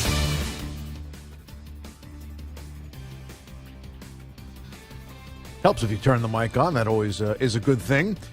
It's down to 4 in the NFL, and of that quartet, the Lions, the only one without a championship. Jared Goff looking to change that after coming up short once before with the Rams. The Lions have been a terrific story, going from 3 wins 2 years ago. The conference title game, Goff chalked it up to the head coach, Dan Campbell. Dan's the greatest leader I've been around and has cultivated this culture we have and our belief in each other pretty significantly. And yeah, you think about the dark times there early on in 2021. A lot of people calling for his head. A lot of people in this room calling for his head. And you know, it's pretty good to be able to sit up here and be able to play in an NFC Championship. And yeah, it feels good. From 3 wins to the NFC title game, the Lions a little thin at tight end with Sam Laporta playing through a knee injury and Brock Wright down, so they've signed 3-time Pro Bowler Zach Ertz to the practice squad. Jim Harbaugh is interviewing with the Chargers for a second time, and DePaul has fired head coach Tony Stubblefield midway through his 3rd season. Matt Brady takes over in the interim. I'm Rich Ackerman. Hey, this is Bart Winkler. I've got a new show weeknights. Join me for the Bart Winkler Show starting at 10 p.m. Eastern, 7 p.m. Pacific, only on CBS Sports Radio. CBS Sports Radio.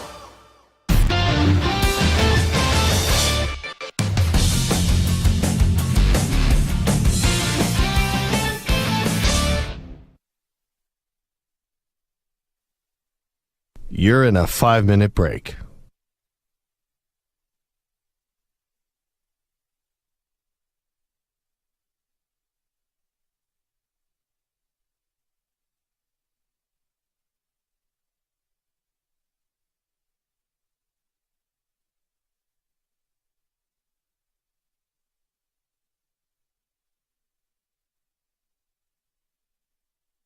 Four minutes, 30 seconds remaining.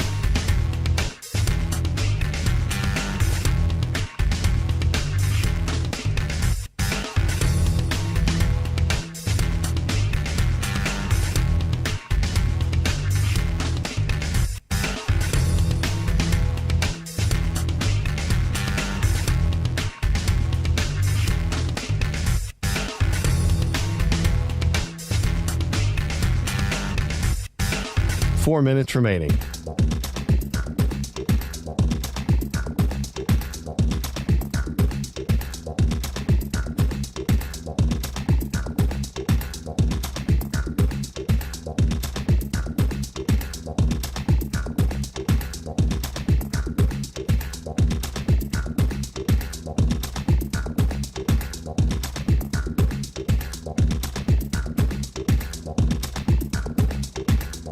Three minutes, 30 seconds remaining.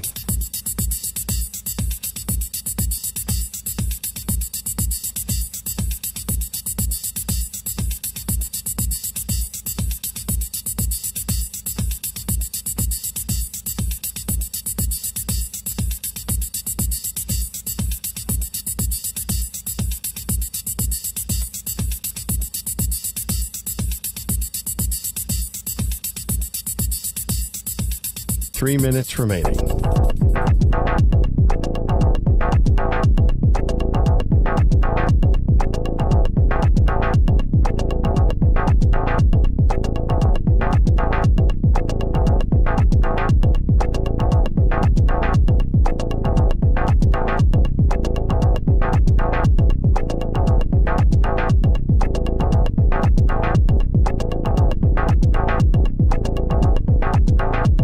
Two minutes, 30 seconds remaining.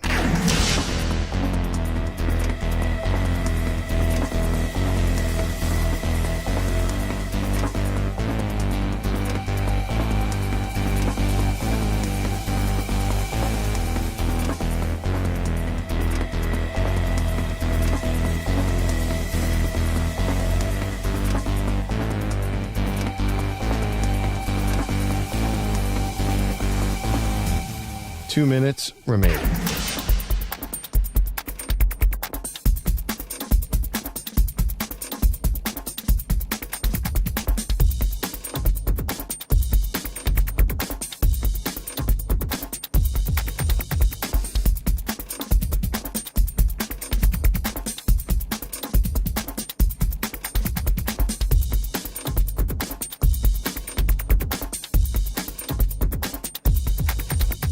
One minute, 30 seconds remaining.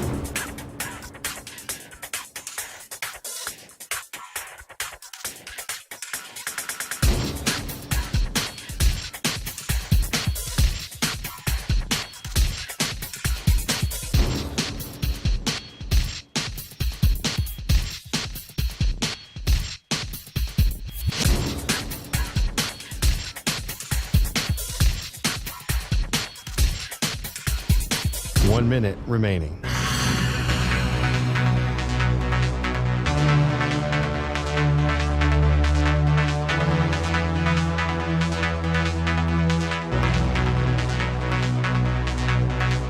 Forty-five seconds remaining.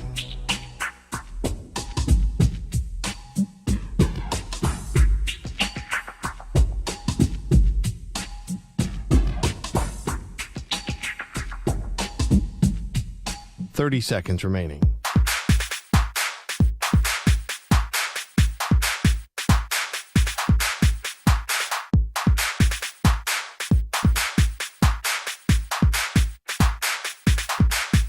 Fifteen seconds.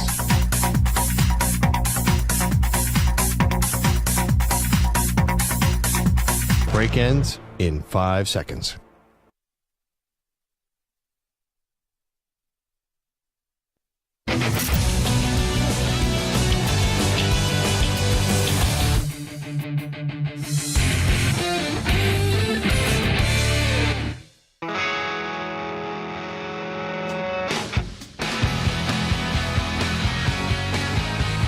Now back to the Zach Gelb Show. All right, it is the Zach Gelb Show on CBS Sports Radio. I love this Detroit Lions story. And I would love to try to make the argument why I'm going to pick the Lions over the 49ers. But I had a similar thought in the way that I was watching the Tampa Bay Buccaneers go up against the Philadelphia Eagles. I had that same exact thought yesterday when I was watching the Bucs and the Lions, with how the 49ers just won that game up against the Packers, where they did not play a good brand of football, and it was still good enough to find a way to win that game. I did kind of think to myself, in the Bucks and Eagles game. Well, whoever wins this game, they're going to get crushed by the Lions the next week. And whatever the spread is, I'll end up laying the number, which I did on the Lions, laying 6 points. When I was watching that Lions-Bucks game yesterday, I was just like, man, whoever ends up winning this game is going to end up losing to the San Francisco 49ers. Now, the early spreads for next week or for this upcoming week on Sunday, Baltimore -3.5 and San Francisco, I thought that opened up at 6.5. It's now already up to 7. So some early money going on San Francisco. And I believe Baltimore opened up as a 3-point favorite. So that's moving the line up to 3.5. I love this Lions team. That defense the last few weeks is starting to come alive and is starting to make the timely stops when they need to. And, Tirico yesterday, he bashed the secondary, and the secondary goes and makes a play. That was like the perfect announcer kind of jinx where you say one thing, and usually it's, this kicker's never missed a kick, and then, poof, the kick ends up missing. But Tirico, this Lions secondary is not good. It's a bad secondary, and then, boom, they ended up making a play in the game. As much as I'm trying to craft an argument for the Lions, and I don't want to doubt Dan Campbell, and I saw today that they're signing Zach Ertz, so we'll see if he'll be able to be active for the game. How about that, going for a ring and trying to ring chase? And he doesn't need to because he did win a Super Bowl with the Philadelphia Eagles. But just seeing Jared Goff, who's been a good quarterback, go on the road to San Francisco, Santa Clara, and thinking that they're going to beat the San Francisco 49ers, it's only Monday. And I got Tuesday, Wednesday, Thursday, and Friday to try to craft this argument before we get off the air for the week on Friday at 6 p.m. Eastern. I just don't know how I'm going to be able to craft an argument that the Lions end up winning this game. I'm not telling you it's going to be a blowout. I'm not telling you that this is going to be like a 2-touchdown, 3-touchdown beatdown. And, hey, the Lions, they could run the football with Montgomery. They could use the athleticism. That's going to be a big part of Jahmyr Gibbs as well. He's going to have a monster game if the Lions are going to want to beat San Francisco. But I guess the best part, Sam, maybe to argue the Lions side of this, if I'm trying to craft up that argument, would be just the health of Deebo Samuel. Because Deebo this year, when he was hurt, those 3 games, and I know Trent Williams was hurt too, and McCaffrey wasn't 100%, even though McCaffrey played, and Deebo and Trent Williams didn't, that's when you saw the 49ers look vulnerable. But when you put together what happened last week, where the Niners did not play a good game on Saturday, and it was still good enough to find a way to come on back and be resilient and eliminate the Green Bay Packers, it's tough for me to see this 49ers team in back-to-back weeks in the playoffs playing poor games, underwhelming games, and as fun as the Lions are, and I think unless you are a Niners fan, or you have a team that you root for inside the NFC North, I think the majority of America this week are going to be pulling for the Lions. Like the Lions in the postseason, they are America's team. That's the team that people want to see because for so many years, they've been those losers and they've been the lovable losers. And they had the momentum at the end of last season. And then it's carried over into this season. They've won their first division championship since 1993. They've won their first playoff game since 1991. And now you're 60 minutes away from going to a Super Bowl. I'm really trying to come up with something where I'm going to pick the Lions. And I'm even wearing a little Lions blue today. I wasn't even intentional. So I would love to bite off some kneecaps and see Jared Goff and Dan Campbell and Aiden Hutchinson go to a Super Bowl. But I don't think this team is walking into Santa Clara and be the Niners. I just don't. I'll give you a little bit of area to hope. Okay. And they talked about this a little bit on the broadcast over the weekend. The Lions finished second in the NFL in rushing yards allowed. Mm-hmm. Under 89 yards allowed, second only behind the Chicago Bears. All right. And now, we know, with or without Deebo, the 49ers offense is predicated on their run game, whether Deebo's in the backfield or it's Christian McCaffrey. Even their passing game, as good or bad as it may be at any point, is based off of how they're running the ball. Yeah. Play action, and it's Purdy utilizing that strong run game in order to get the ball to his receivers and Kittle on the outside. If the Detroit Lions and Aiden Hutchinson and that defensive line, as good as they have been this year, if they can stop McCaffrey or at least bottle him up a little bit and force the 49ers into second and longs, third and mediums, third and longs. But can you bottle up McCaffrey? That dude, the only thing that stops Christian McCaffrey are injuries. You know who stopped Christian McCaffrey? You know who bottled him up? The Baltimore Ravens. And the Detroit Lions, on paper, have a better run defense than the Ravens. All I'm saying is it gives you hope that the 49ers' strength is their run game, the Lions' defensive strength is their run defense. And so if the Lions can win that battle, well, you got to play with the lead then. You got to play with the lead so that they start running the ball less. That's the only way. Well, no, because at the end of the day... And by the way, McCaffrey in that game against the Ravens had 14 carries for 103 yards. Yeah, but he also had that one long run also against the Ravens, too. So, like, I'm just saying, 14 carries, 103 yards is pretty damn good. But, sure. But you got to play with the lead and make Purdy throw the ball more and maybe hope for bad weather. I'm not a big small hands guy, but they did point out the measurables on Purdy's hands in that game. It looked like he had trouble gripping that football in the rain. But my point is whether you have the lead or you're down, if you can bottle up McCaffrey in the run game, at least a little bit, all right? Because the 49ers, I think, average 150, 140 yards rushing a game. If you can knock them down to 90 yards, 100 yards, and force Purdy to beat you with his arm, especially if they don't have Debo, that's the winning formula for the Detroit Lions. Also, how about Brock Purdy revealing over the weekend that Kyle Shanahan basically sat him down and said, we're going to try to go get Tom Brady out of retirement. And Brock Purdy was like, he was annoyed by it, but he said he understood it because it was the GOAT. Maybe, remember Brady a few weeks ago? He sent out that post, and I kind of thought he was kidding. He goes, I was about to unretire from the NFL, but then my friends threw me a surprise retirement party, so I couldn't do that. Maybe he wasn't kidding. And the Niners are Brady's hometown team, right? He grew up as a Niners fan, grew up rooting for Joe Montana. I'm kind of surprised that Brady said no. That means that Brady actually is. I know he's been through the whole year now. He's actually done with football because that's something that we all had fun speculating about. And I know a few years ago, the Niners made that dumb decision to keep Jimmy Garoppolo. And when Brady wanted to go there before he ended up going to Tampa Bay, so it ended up working for Tom Brady. It hasn't worked for the 49ers. But one of the big stories this year in the NFL has been Brock Purdy. And like people just, how do you classify, how do you describe Brock Purdy as a quarterback? And it drives people crazy. And it has people saying some good things, some stupid things as well. But that's a wild story that Brock Purdy, of all people, revealed that, that Shanahan wanted to go get Tom Brady. Could you imagine if Tom Brady won another Super Bowl with a third team? Yeah. Like, it's the best chance we have of someone slaying Mahomes. At the end of the day, the GOAT title is pretty cemented, and Mahomes is the only one who's even sniffing a chance to potentially even come close to getting there. But here's the thing that I would argue. If he won another one in San Fran, I mean, it's over. But here's what I would argue. Like our pal Brandon Tierney used to dominate this time slot. He's saying that Mahomes is going to surpass Brady. He'll be the GOAT. Oh, Brady beat Mahomes in an AFC title game, and he beat Mahomes in a Super Bowl. So Mahomes better get to 8, which I don't think anyone's winning 8 Super Bowls to surpass Brady because Brady gets the tiebreakers because he won an AFC title game and the Super Bowl up against Brady. But Mahomes still's got a long ways to go, even though he's incredible.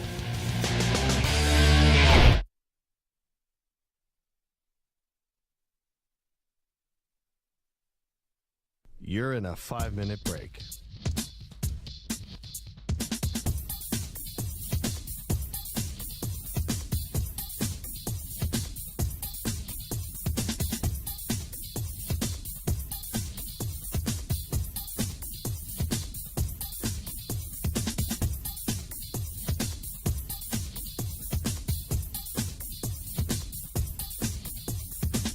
Four minutes, 30 seconds remaining.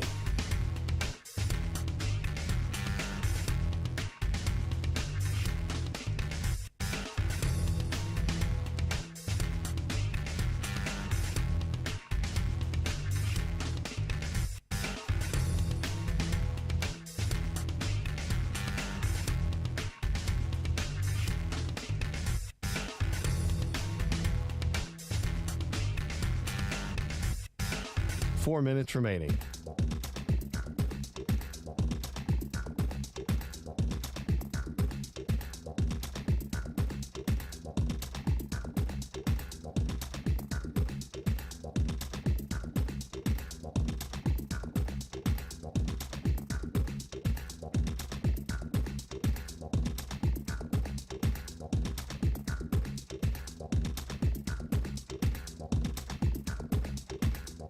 Three minutes, 30 seconds remaining.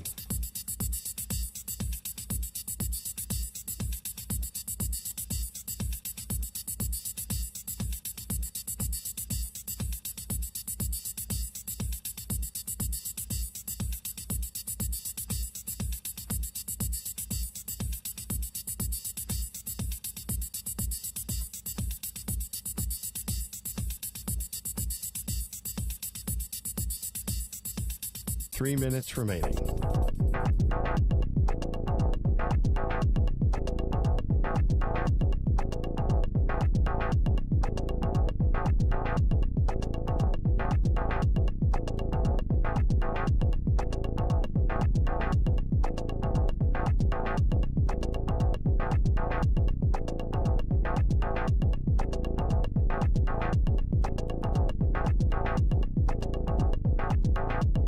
Two minutes, 30 seconds remaining.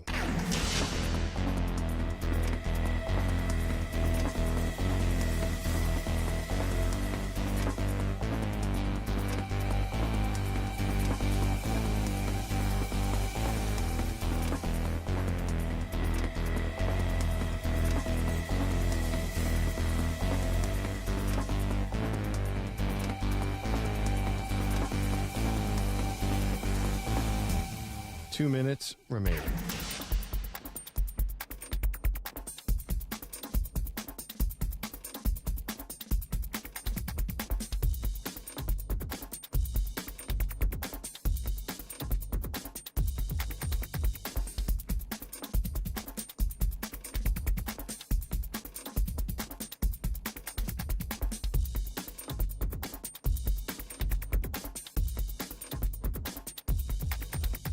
One minute, 30 seconds remaining.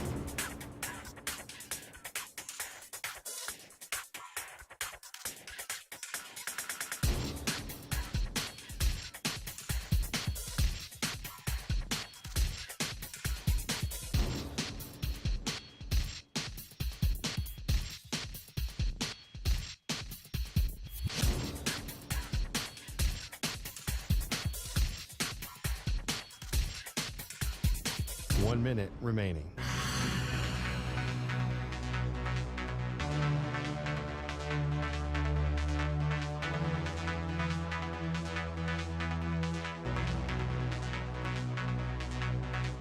Forty-five seconds remaining.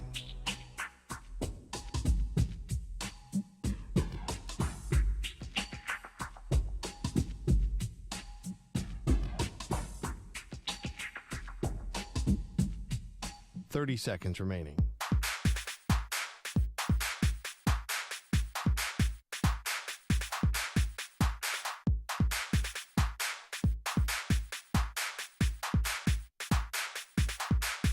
Fifteen seconds.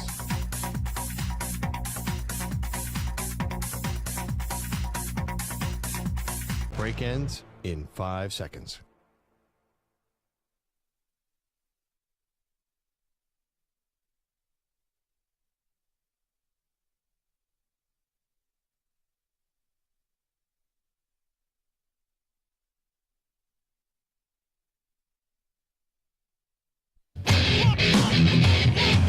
He's live. He's nationwide on CBS Sports Radio. This is the Zach Gelb Show.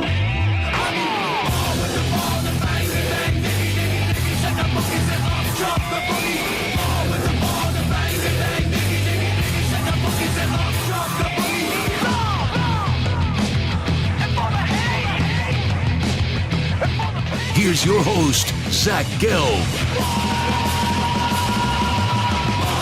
All righty, hour number 3 of our radio program. It is the Zach Gelb Show, coast to coast on CBS Sports Radio. So we're recapping all the 4 games from over the weekend. We have the AFC and NFC title game set, which will come your way on Sunday. First game's going to kick off at 3, as you do have the Baltimore Ravens, as they will be hosting the Kansas City Chiefs. And then the second game, the nightcap, is going to be over in Santa Clara with the San Francisco 49ers welcoming in America's team. And Dan Campbell bite off your kneecaps with the Detroit Lions. But let's get back in to what's been the biggest story of the day. And it's another disappointing showing in the postseason, or not being able to get the job done by the Buffalo Bills in a game where they had Kansas City. They had an opportunity to beat Kansas City. And even though they've been able to show the last few years they could beat Kansas City in the regular season, they just can't find a way to get the job done in the postseason, whether it was losing to them in the AFC title game 4 years ago, which you can't kill them for. They weren't the better team on paper. They weren't expected to win that game. The 13-second game will always be a game that haunts them. But this time what makes it different is that you're at home. You're in your building, your home crowd. You have a Chiefs team that is considered to be vulnerable. This is not a strong Kansas City team as in years past. They're always dangerous because until someone takes out number 15, they will always be a tough out in the postseason. But this was a game that was there for the taking in the Buffalo Bills, where even when it looked like the Chiefs were going to go into halftime with a lead in a half that they were not the better team, Allen answers back. He makes the big plays. He gets a touchdown to give them the lead going into halftime. And to start the second half, it was touchdown Kansas City, touchdown Buffalo, touchdown Kansas City. And that was the last touchdown of the game. And you get the ball back with 8 minutes left. You're slowly bleeding that clock. You're trying to get into the end zone. You know in your back pocket you could settle for a field goal, but don't want to feel good about settling for a field goal because all it would do would be tying the game and you would give the ball back to Mahomes. And if you couldn't find a way to stop Mahomes when he had 13 seconds, what makes you think you're going to be able to stop him when there was probably in all likelihood at least 90 seconds, if not 2 minutes, that would have been remaining? And everything on that drive, I know that Allen threw a masterful ball to Diggs and Diggs dropped it, but they were recovering. They were surviving. They were making the plays. They were matriculating the ball down the field. And then 2nd and 9, he went for the home run pass. Now, Sal Capaccio brings up a good point, who joined us earlier. He had the pass. It could have been a touchdown. And Chris Jones just did a good job penetrating his guy and getting him to make Josh Allen not be able to step up and fire off that football. But with all that being said, I look back at that 2nd and 9 play, and I say this all the time in the clutch moments. Keep it simple, silly. You got to keep it simple. Now, I don't know if Diggs would have got the first down, but you had Diggs wide open. You had Diggs for a while. You didn't have to go for the kill shot there. Continue to bleed the clock and then find a way to get the ball in the end zone. But they weren't able to do that. And then on 3rd down, he had Kincaid.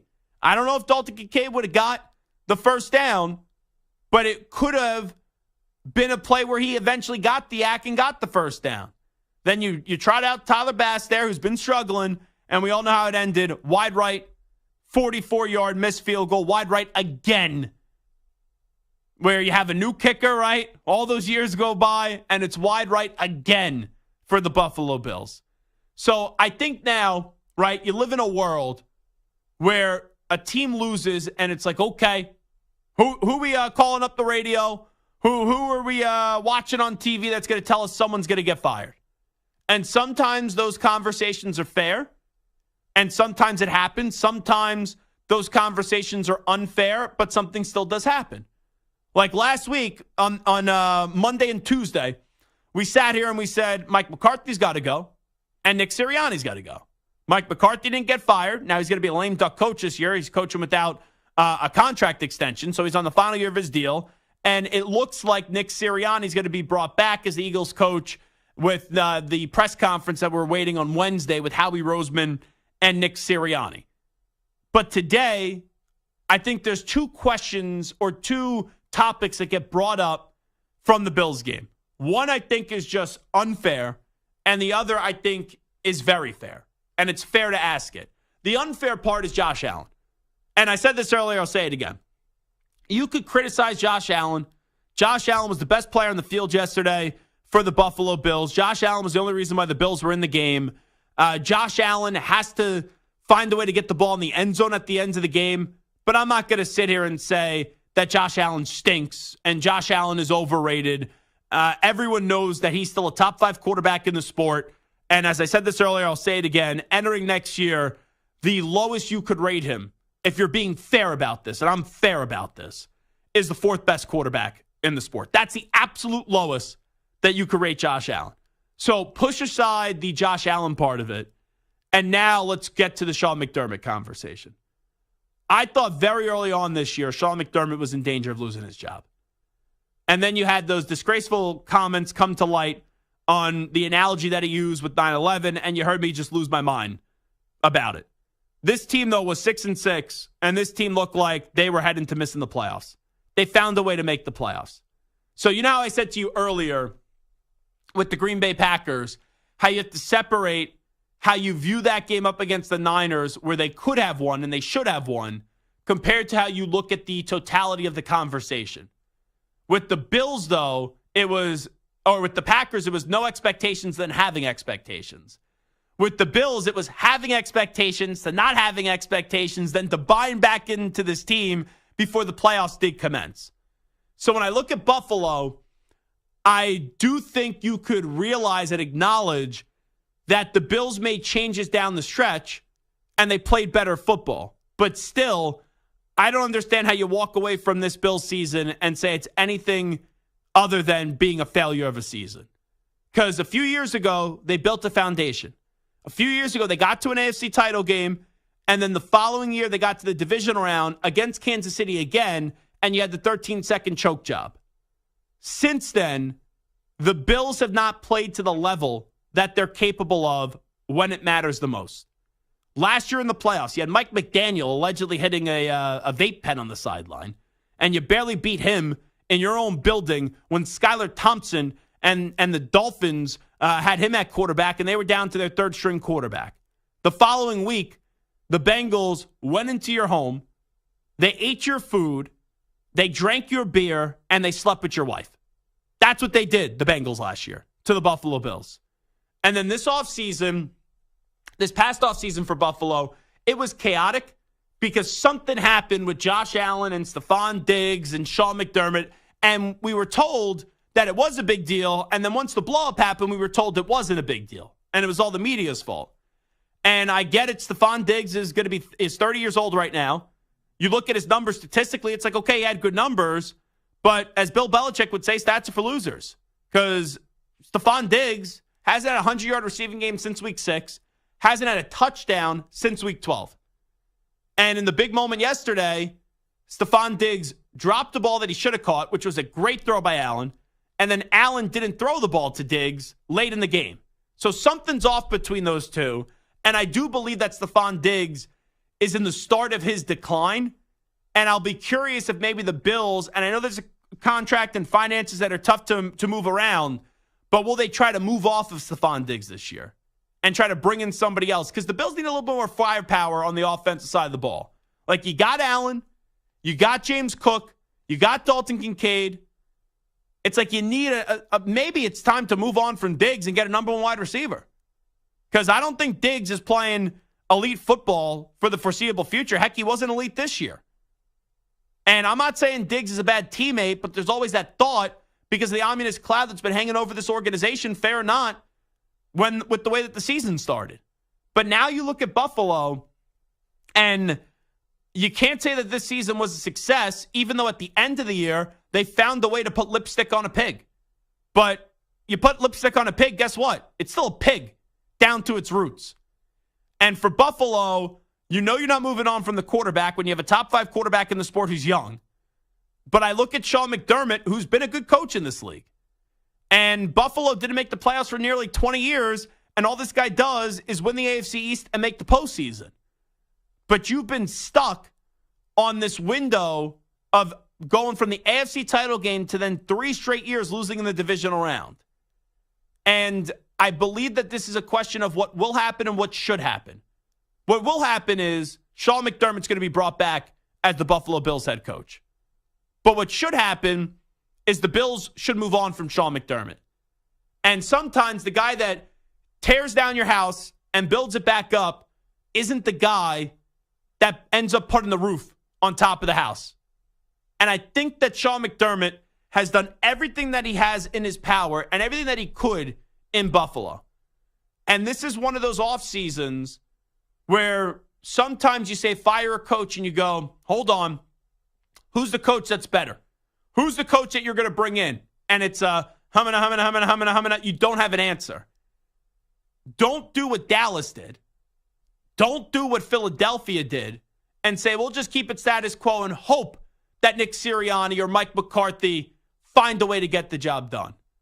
You have a guy in Bill Belichick that's available. You have a guy in Pete Carroll that's available. You have a guy in Jim Harbaugh that's available. And if you want to tell me no one Vrabel, I think Vrabel's a better coach than McDermott. But he doesn't have a ring, but he's never had a roster as good as Buffalo. So you could even argue Mike Vrabel should be coaching this team next year. You have 4 rock star candidates that are proven in this league. And I don't think a change of voice would be a bad thing for the Buffalo Bills. So today, and I've heard it on TV shows, I've heard it on radio shows, Josh Allen will get a ton of criticism. I don't know how fair, and I don't think that conversation is that fair, but I get it because you're the quarterback and we dumb this down. We do everything quarterback, coach. It's all on the quarterback, coach, coach and quarterback. That's what it's always on. But Josh Allen's not going anywhere, and the Bills, you can't even make a case with a straight face to say that the Bills should move on from Josh Allen. That's just like the definition of just being an idiot and just being a moron and just being a dope. But I look at McDermott, and you got to ask yourself this question. Can you envision, do you believe that Sean McDermott's going to be able to fight through this adversity and have it result in the Buffalo Bills winning their first ever championship? And I can't sit here and tell you that's a yes. And there have been moments in history, there have been moments in times in sports where a guy has done a great job laying a foundation and telling you how to build this team the right way and having a lot of success that doesn't result in a championship or an appearance in a Super Bowl or in a World Series, an NBA Finals, a Stanley Cup Final, whatever the sport it is. Because sometimes the guy that does the dirty work and sometimes the guys that really built up the way that the Bills are doesn't get to see their best days. It just happens. And in this case with Sean McDermott, I don't see him having any moment that ends up with confetti falling. And that's winning an AFC or that's winning the last one, which ends up being the Super Bowl. And you're going to have to retool. You're going to have to make some changes, especially on the offensive side of the ball, to continue to have this window open with Josh Allen. But for Sean McDermott, I just think it's time. I think it's time to move on. Where both could be true. You could say that Sean McDermott has done a wonderful job in Buffalo. But then you could also follow up and saying it's time to move on from Sean McDermott. And you got Belichick available. You know, Belichick needs more talent. Buffalo needs a winner. I know that those two, the Bills fans, they hated Belichick for all those years, but Belichick brings a Super Bowl to Buffalo. They'll all be saying, all hail Bill Belichick. Pete Carroll's won in this league. Got the 2 Super Bowls, won a Super Bowl. Imagine Pete in Buffalo with that personality. That would be awesome. And Jim Harbaugh has won in college, has won in the NFL, and he's like quirky and he's all about football and family. Hello, that's Buffalo. So you got those 3 options out there that would be sensational options for the Bills. Heck, Mike Vrabel even fits Buffalo. He said he would cut off his you-know-what to win a Super Bowl. That's like the level of craziness in a good way that the Bills fans are. And McDermott is a good football coach. He has exceeded expectations in Buffalo from when he got there. But now it's what are the expectations in the future? And the expectations in the future, whether you have been able to get the job done or not recently, is to win it all. And I don't think Sean McDermott, as someone that wanted Sean McDermott to get a head coaching job years before he actually did, I don't think Sean McDermott, unfortunately, is going to be able to win a Super Bowl in Buffalo. If there were no great candidates out there that were experienced, I wouldn't be sitting here and saying this. But I can't sit here and say that I believe that he's going to win them a Super Bowl and there aren't better options out there this year. There are better options out there this year. But whether I say it or not, I know what the Bills are going to do. Like, I would be floored, absolutely shocked if we get an announcement this week that the Bills are moving on from Sean McDermott because the Pegula family is comfortable where they are right now. And they're afraid to see what it would be like without Sean McDermott. And we know Brandon Beane has a great relationship with Sean McDermott going back to their days together with the Carolina Panthers. Do you think the Bills should move on from Sean McDermott? 855-212-4CBS, 855-212-4227. It is the Zach Gelb Show on CBS Sports Radio. You're in a 5-minute break.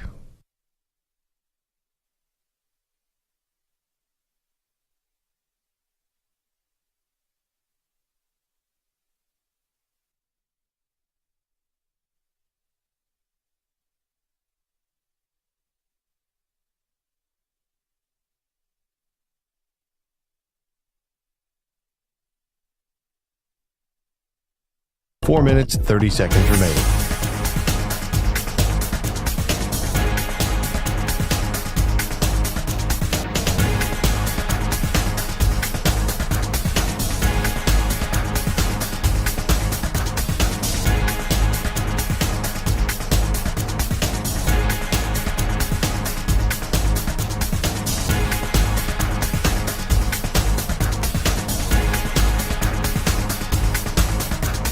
4 minutes remaining.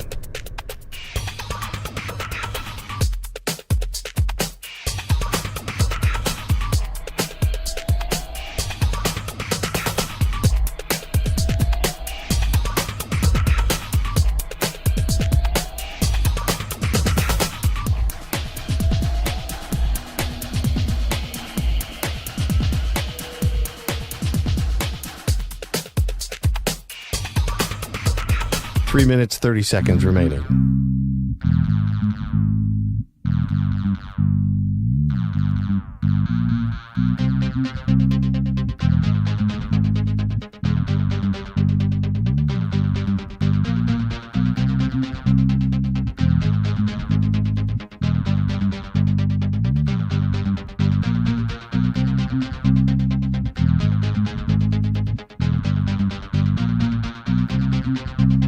Three minutes remaining.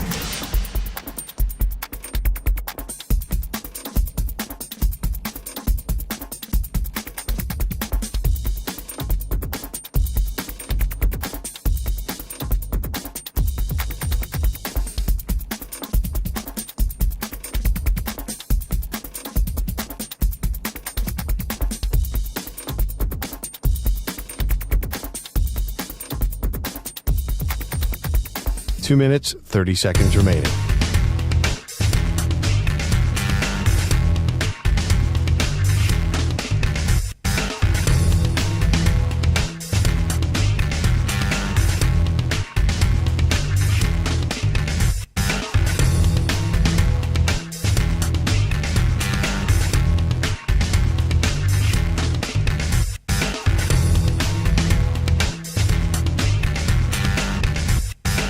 Two minutes remaining.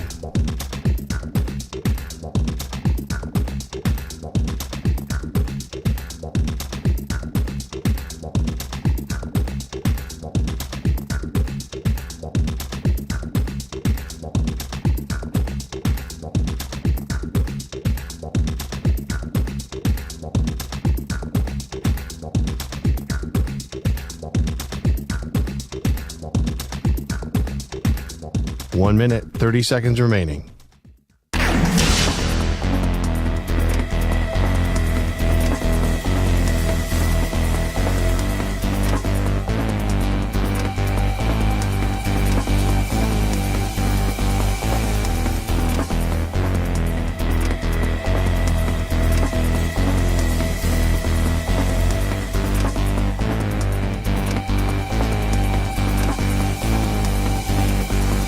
One minute remaining.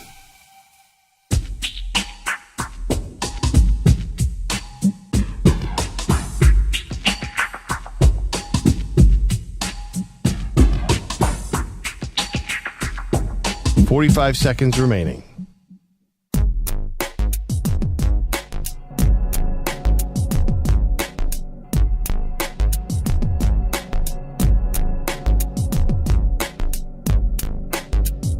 .30 seconds remaining.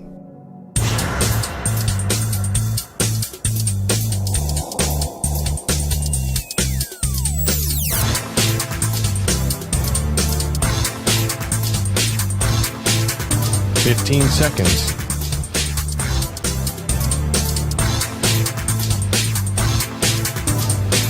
Break ends in 5 seconds.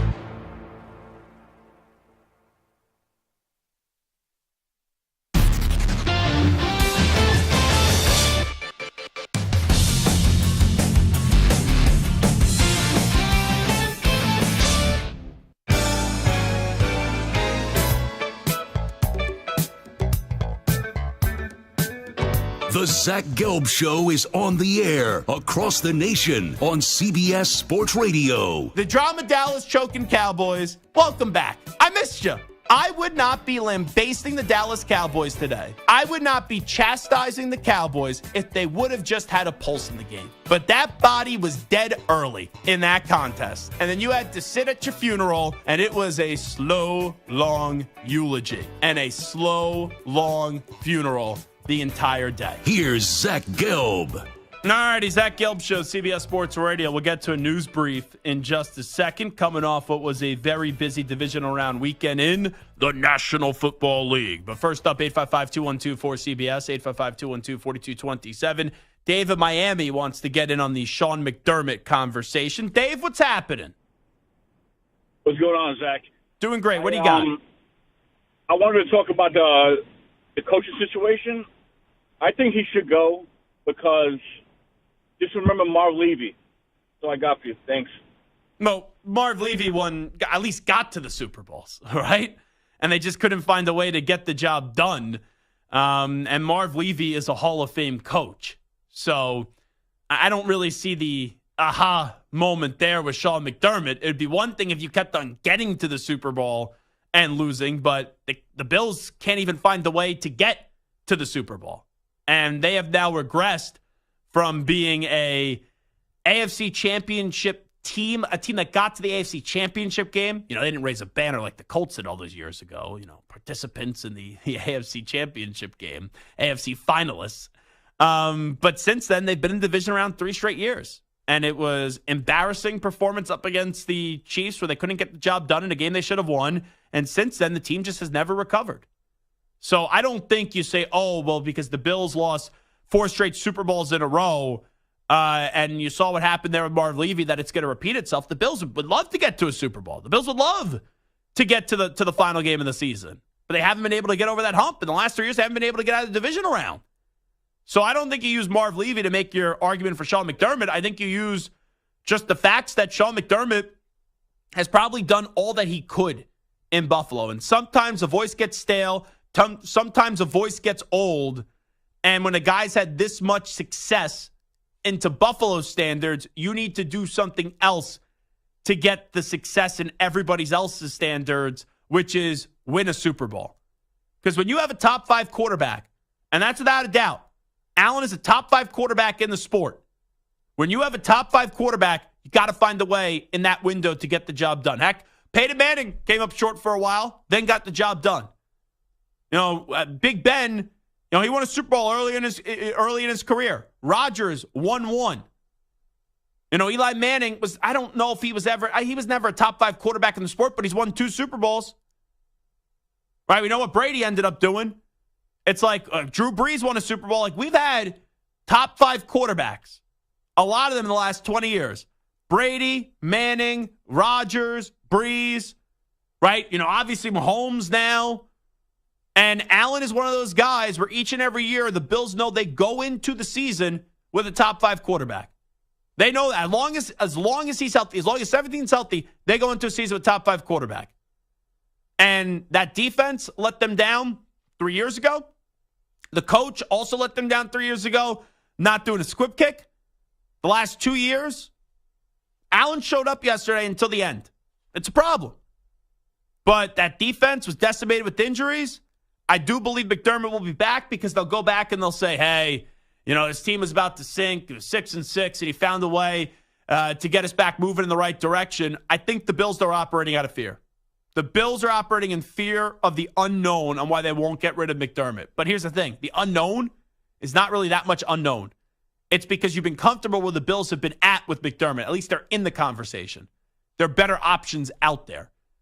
I don't think you use Marv Levy to make the case why Sean McDermott should be fired. You should use the case of, mention the name Bill Belichick. Mention the name Pete Carroll. Mention the name Jim Harbaugh. That's why you get rid of Sean McDermott. Not because of things that happened well over 20 years ago.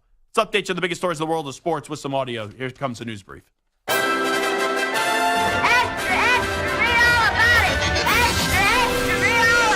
Time for your daily news brief. We get you caught up on the rumors, reports, and reconnaissance from the day in sports. So Carlson, the kicker for the Packers, has struggled this year. And the broadcast was saying that Matt LaFleur says that he just prays every time his kicker gets called upon. Here is Matt LaFleur today on the broadcast saying he prays when Carlson kicks. That was extremely disappointing that that's how that message got portrayed. You know, I've been doing this been a part of production meetings ever since I became a coordinator. And I've never had an experience like that. But it is what it is. I talked to Honors about it. You know, I think anytime something's out of your control, kind of saying it in jest and having fun with it, but it got portrayed that way, and it's a learning lesson for me. So this is not a Carissa Thompson situation where the sideline reporter just made it up. This was Matt LaFleur thinking he made a joke that I guess did not get hit as a joke with the sideline reporter, and the sideline reporter took it literally. But here's the thing.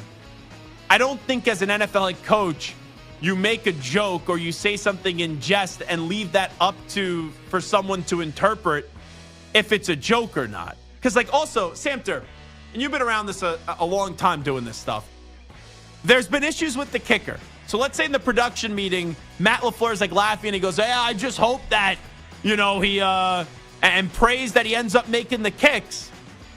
What's been so, wrongly reported there? You did say it. Now, you thought you were joking, but does anyone actually believe that Matt LaFleur was actually joking about that? That sounds pretty spot on to me. No, listen, What's a joke? You can say something in a joking manner, but if there's truth behind the joke, you're maybe just hiding the truth by, laughing about it. I just pray. When secretly he's thinking I don't really trust this guy. He hasn't been that great this year. So you say it, whether it's in a joking manner or not. Now, could they have provided context in the report? Sure. Matt LaFleur was joking. He laughed it off. Laughed it off and said, I pray every time he goes out there. But I don't think it really changes, though, the root of what he was saying. He meant what he said. Whether he wants to now say it's joking or not, the reality of the whole situation is they used a 6th-round pick in 2023, this past draft, on a rookie kicker, Anders Carlson, and they know he's still going to be on the roster next year. So now you're trying to restore his confidence when you got kind of caught with your pants down making fun of your kicker, and the whole world now knows that. So I like Matt LaFleur, what he was able to do this year, but I thought that was pretty lame and hear what he just said to the media today. Here is Jordan Love on his costly game-ending interception. Looking back on it, throw it away. I don't know if I had an opportunity to be able to run, maybe get out of bounds, but, force it across the middle late, which is a mortal sin, and, it costs us. So some I'll look at, but, that's an area right there where I'll be able to look at, grow from, and get better in the future. That is the ultimate, no play. That when they teach you what not to do as a quarterback, they teach you, don't roll out, get on the run, and then stop on a dime and throw the ball across your body.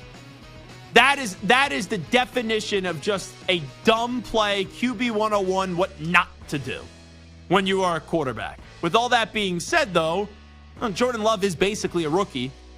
Now, I know that he's been in the league the last few years, but this is his first year as a starter. You're going to have mistakes like that. It was a bad decision. It was a bad throw. Live to see another day.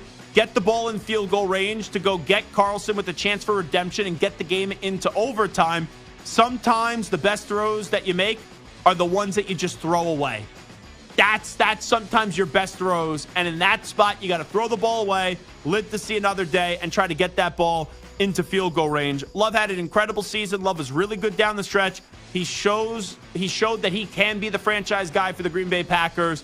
Good season, but a bad way for it to end in a game where most people didn't think you had a shot. And you ended up not only having a shot, controlling that game, and you ended up snatching defeat from the jaws of victory, especially when your kicker changed the momentum of the game when he missed it, and you still had an opportunity to go tie the football game. Here is Baker Mayfield, someone that had a really good season, exceeded expectations for the Buccaneers on the divisional round loss, though, to the Detroit Lions. It sucks. I feel like my heart just got ripped out, but football is a complex game, but it's also simple. It comes down to taking care of the ball. And in 2-minute drives like that, when you know you're going to have 4 downs to use, just a bad mistake by me, and it sucks. This one's going to weigh on me for a while. Now, I had the Lions laying 6. A lot of people had it at 6.5, 7. There was that stretch where they scored the touchdown to make it from 14-7, and then they end up going for, or 14-8, and then they end up going for 2. Because you would have kicked the extra point, it would have made it a 7-point game. They end up making it going for 2 to try to make it a 6-point game, which I know what the analytics say, and people tell me analytics this, analytics that. Also, do these analytics ever tell you not to go for it? Do the analytics ever tell you to punt the football? Every time you see an analytics, it says go for it, go for it, go for it. When you're trying to get back into a game, I understand what the analytical people will tell me. But just take the PAT and make it a 7-point game. And I get it. If you make the conversion and then you get the ball back, a touchdown and a PAT wins the game. But I thought that decision in the moment, you knew it was coming, and it drove me bonkers. But still, even when they got the ball back and they were down by 8, did anyone think Baker Mayfield was marching down the field?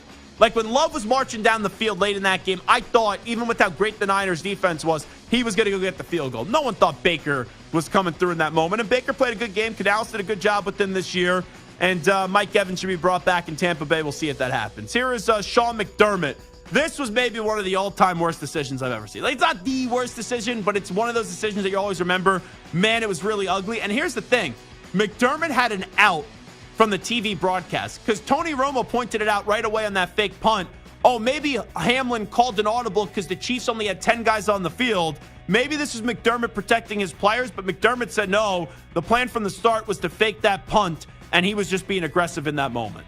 Sean, what went into the decision on the fake punts? Yeah, I just felt like we were having a hard time stopping them.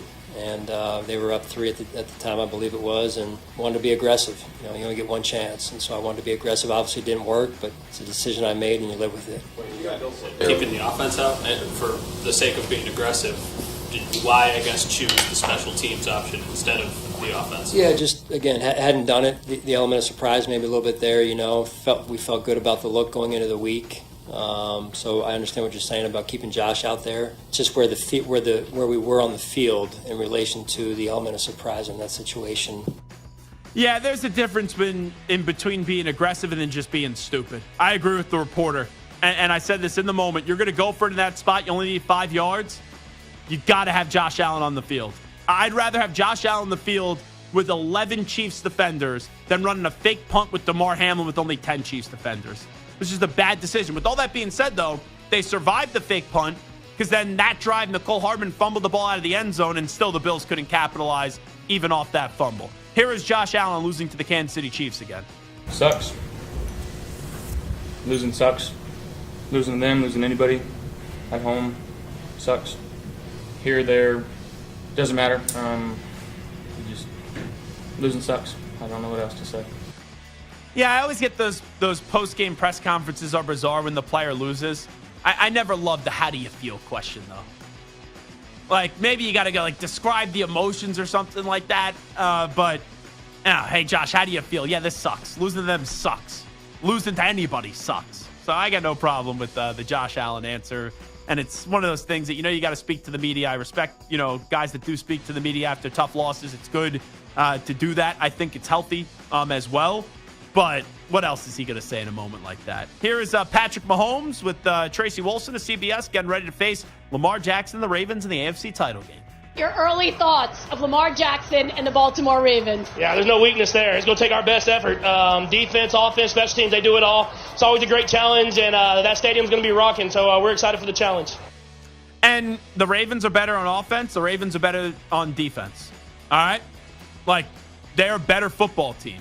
Now, Lamar Jackson's having another MVP season. The better quarterback is still Patrick Mahomes. He's the best quarterback in football. The Chiefs' defense is underrated. It's still not better, though, than the Ravens' defense. Harbaugh's a really good coach. He's not a better coach than Andy Reid. So, yeah, you still have the better coach and quarterback. But when you look at the overall of the team and the 11 guys that they line up on defense, 11 guys that they line up on offense, the advantage this weekend does go to the Baltimore Ravens. But with that being said, the Chiefs are always going to be a tough out. And this is a year where they're vulnerable. Last year, right, they're vulnerable too without Tyreek Hill. And they found a way to get the job done. And we are 60 minutes away from seeing the Chiefs go back to another Super Bowl. So Mahomes said that the Ravens have no weaknesses. If you were to have to pinpoint a weakness, what would be the quote-unquote weakest link of this Baltimore Ravens team? That team? this group hasn't done it. It's the experience that the Chiefs have. That's what it is to me. Because I look at this team, they can run the ball, they can throw the ball. They may be getting Mark Andrews back. Isaiah Likely has been an anytime touchdown machine. Made me some money this weekend. Likely and Kittle parlayed together. Your boy was very happy about that. And their defense is just great with Roquan Smith. And you just see this team. There's not flaws, injuries, throughout a game and how they play out, but The Dolphins didn't have a healthy defense. The Bills didn't have a healthy defense. The Ravens do have a healthy defense going into this one. So I would say and it's not like the Ravens don't have experience in playoffs. They've been in the playoffs, but getting the Super Bowl done with this core, they haven't done that, and the Chiefs have. But I like the Ravens early on to win this game. And finally, here's Nelson Aguilar of the Ravens, who scored the first touchdown of the game. He has big praise for Lamar Jackson. We are, as he goes, like, you know what I'm saying? Like, his personality, he is the Baltimore Ravens. You know, he leads the right, it's said, and then he executes. He does. You know, he doesn't just talk, and then go out there and not do nothing. He says what needs to be said and goes out there and executes. And Lamar is a phenomenal leader. I don't think we praise the leadership skills of Lamar Jackson enough. And I know some people will say, oh, well, he got hurt last year, and then did he abandon the team and all that nonsense?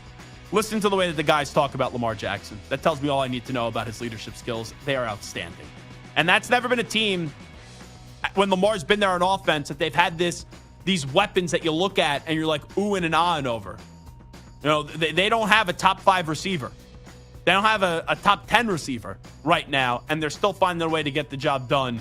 And Lamar is having his, a great season where it's not only great individual success, but great team success.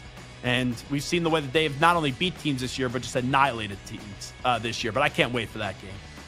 Ravens and Chiefs I'm more excited for than 49ers and Lions. And I think Ravens and Chiefs will be close, but ultimately the Ravens will find a way to win the game by at least a touchdown. All righty, that's a news brief. Zach Gelb Show, CBS Sports Radio. We'll come on back. The Cowboys didn't play this past weekend, but their players and their family members, they can't stop talking. There's been some serious stuff with some of the family members of the Dallas Cowboys. We'll get into all that nastiness to end out the show when we return after these short messages. Update time first. Here's the Ackman, Rich Ackerman. CBS Sports Radio. Sports Flash. Well, Patrick Mahomes has had quite a start to his career. He's been a starter for 6 years, and next weekend will play in the AFC Championship game for the 6th time. The Chiefs will be on the road this time, but Mahomes said yesterday proved they can win anywhere and in any conditions. We've played basically road playoff games before, but we just come in with the same mindset. If we're going to come together, put our best foot forward, and see if we can come out with a win, and that takes the mentality throughout the week. It takes every single play executing, and we did a great job of that today, and we're able to score enough to win. Chiefs All-Pro guard Joe Thuney suffered a strained pec in yesterday's win. No word on his status yet for Sunday. The Lions will play the 49ers in the NFC, looking for their first ever trip to the Super Bowl, and they have added 3-time Pro Bowl tight end Zach Ertz to the practice squad with Brock Wright injured. Jim Harbaugh is now getting a second interview with the Chargers after already meeting twice with the Falcons. DePaul has fired head coach Tony Stubblefield midway through his 3rd season, in which the Blue Demons are 3-15 in the NBA. Tonight, the Cavaliers go for their 8th in a row in Orlando. I'm Rich Ackerman. Hey, this is JR. Let's hang out weeknights here on CBS Sports Radio for my show, the JR Sport Brief, 6 p.m. Eastern, 3 p.m. Pacific.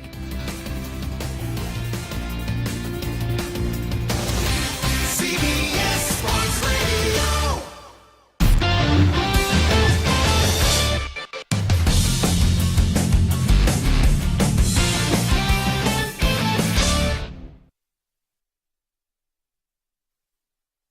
You're in a 5-minute break.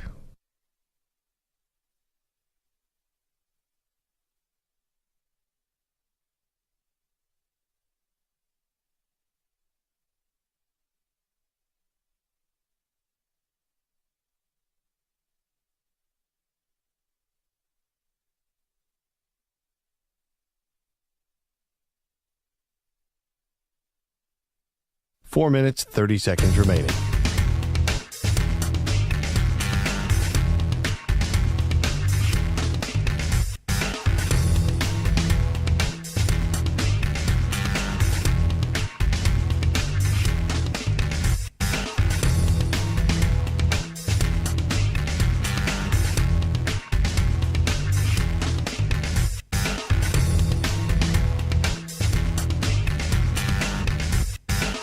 Four minutes remaining.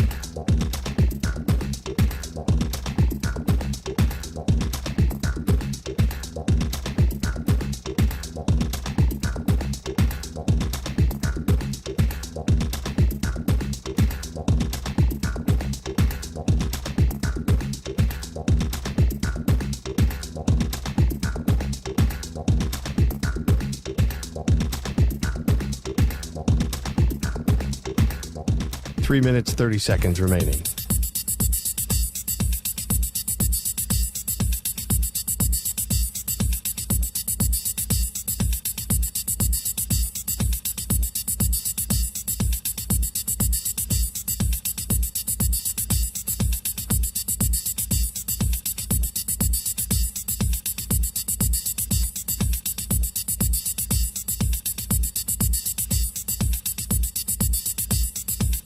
Three minutes remaining.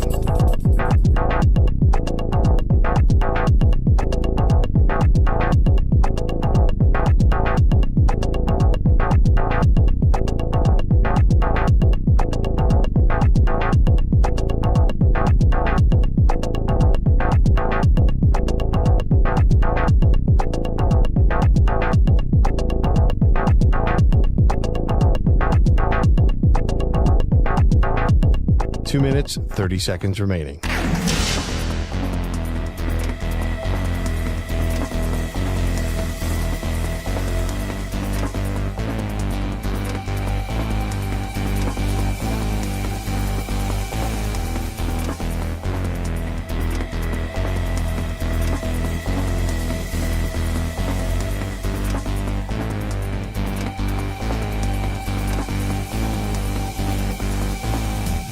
Two minutes remaining.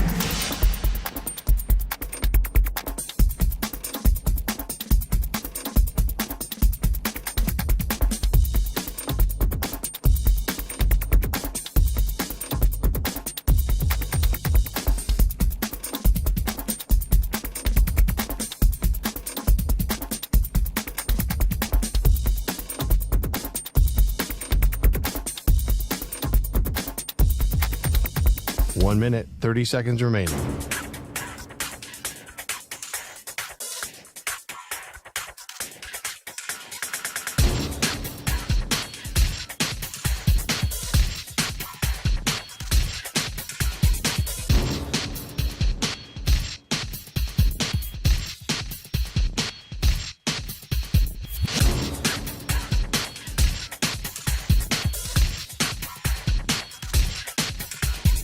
One minute remaining.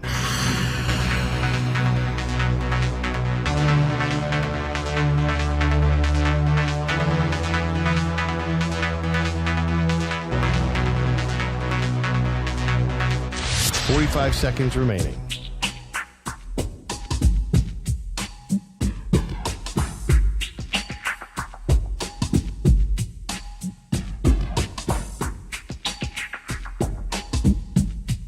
Thirty seconds remaining.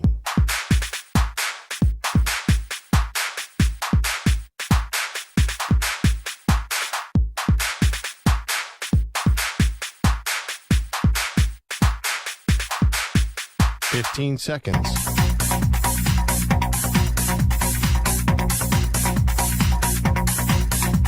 Break ends in 5 seconds.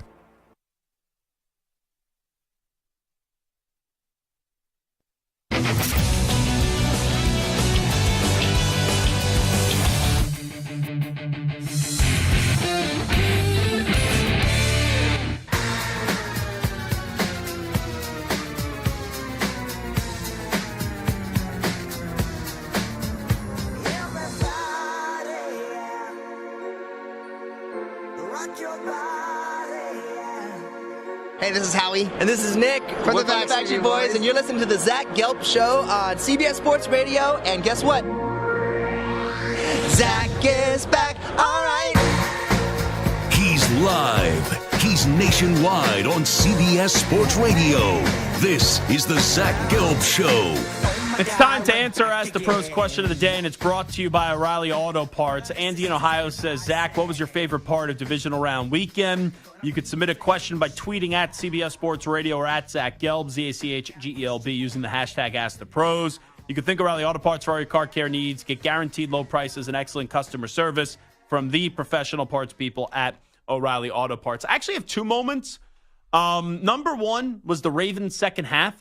I really do enjoy the Lamar Jackson story, and I said this before the season started, that the way that people talk about Lamar is very similar to the way that people talked about Giannis Antetokounmpo before he won a championship, because Lamar has accomplished so much at such an early age, And the same with Giannis, where they've done everything in the regular season. The only thing left to do was to win a championship. So then when you don't have the championship, people start to say, oh, you can't do this. And not that you throw a parade after beating the Texans, who are a good story this year, and C.J. Stroud is going to be a phenomenal quarterback for years and years to come.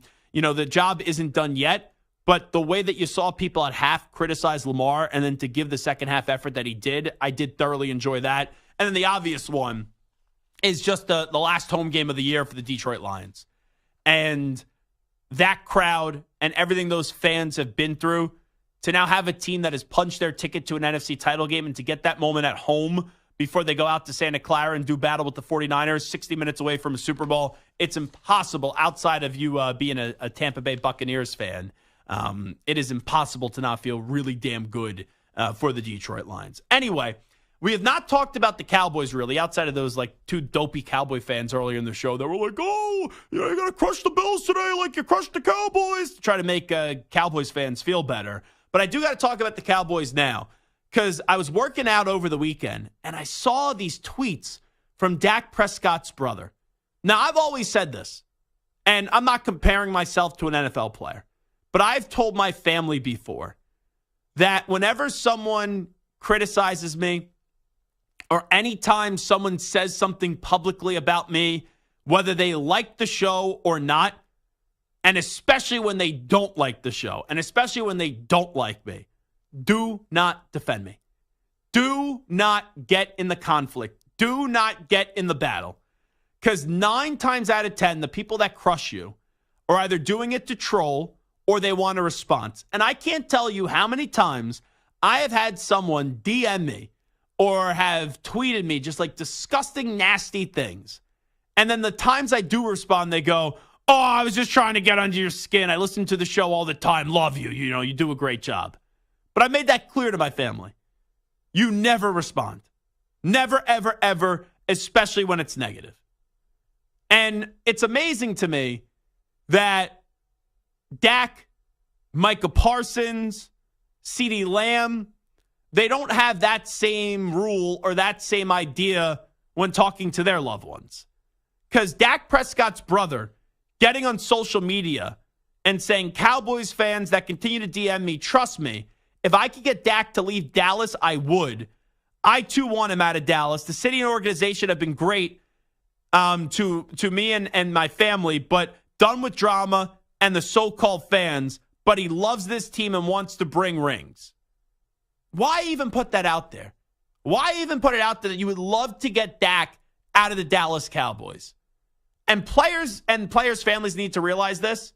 And I understand social media can get really nasty, and when you're dealing with a loved one, your responses are you view your responses as you're defending and you're speaking up for a family member that's just getting pummeled on social media. So I understand that. But you responding only exacerbates the situation. And it doesn't make you look good. You never win fighting fans, especially when the fans are anonymous, sliding into your DMs with an egg-faced profile picture on social media. But it didn't just stop there. Like Micah Parsons had to apologize for things that his brother said. And he's like, hey, what my brother said doesn't reflect what I view. And then how about CeeDee Lamb's mother, who put on Facebook, Dak isn't it? Like, what are you doing? The football season may have ended, but the drama, Dallas choking Cowboys, their Super Bowl is just getting started. Their postseason now is just getting started. Because that's what these guys and gals do. They lose. They should shut up. You don't hear from them, right? Team should just go away. But you can't even give it a week. You can't even enjoy the offseason when you have the star wide receiver's mother slamming the quarterback, the quarterback's brother slamming the fans, and then the star pass rusher's brother slamming the fans as well. It's like, what are you doing? And I get it. It's your family member. You want to protect your family. I understand it. But you got to think. We live in a gotcha society now. What did you think? You're just going to put this and only your audience is going to see this? And all it does is it creates more crap for the quarterback, the wide receiver, and the pass rusher. Like, Micah Parsons has started his offseason responding about things that his brother said. You don't think CeeDee Lamb and Dak Prescott will eventually and inevitably be asked about what your mother and what your brother said? It's amazing to me how this, like, social media is not new. Social media has been around for a long time. We are now in the social media era. And even if it's rooted in a good place, it's not going to end up playing out well. It's only going to cause headaches for the people that you're trying to defend. Because going after fans, and I'm not saying fans treat you right all the time, but going after fans, you don't win these battles with the fans. And notice how it's not Micah Parsons, it's not CeeDee Lamb, it's not Dak Prescott that are the ones that are going after the fans. It's their families. It's just stupid behavior. Really stupid. And all it does, when you're cooking up the Dallas Cowboys pot, you just keep on adding that drama. You know, you like to season meat, or you like to put some spices on your food. The Cowboys, they just like to funnel in the drama. And I really do believe Jerry Jones is happy with all this. He's like, the more drama we have, the better. Because I don't think Jerry Jones actually cares about wins and losses. All he cares about is drama. And oh yeah, more drama with the drama Dallas choking Cowboys. Dak will definitely get a new contract now. But after what his brother had to say, Jerry's like, yeah, more drama, the better. All righty, that is the Zach Gelb Show on CBS Sports Radio. Fun Monday show. We'll be back tomorrow at 3 p.m. Eastern, noon Pacific. Would like to thank my producer extraordinaire, Moist Mike, also Stuart Kovacs for helping us put together this 3-hour fun of show, and Sal Capaccio for joining us as well, the Bills sideline reporter. As Sal, of course, had to say that I can't definitely say that Stephon Diggs will be back next year with the Buffalo Bills. I just can't wait for dinner on Wednesday. Oh, yeah, we are going to dinner Wednesday, where Samter owed me a steak. And then since his Chiefs, the one bet I lost this weekend, won, and I say his Chiefs in air quotes, now Samter does not have to go Andy Reid mustache with all the stew snot coming off of it. And he doesn't have to pay me the dinner. So now everyone's on our own. We're split in 3 ways that dinner. The wife is upset that the Chiefs won because she was looking forward to me shaving the beard. Oh, really? Oh, yeah. Oh, so that was a bet that was misleading. You wanted me to do your dirty work. No, I don't want to shave it. The wife wanted it. Yeah, well, we know you. I love the beard. Your wife's going to get what she wants, right? Happy wife, happy life. So Samter will be clean shaven about this time next week. We'll talk to you tomorrow, everybody. We out. Bye-bye. Peace.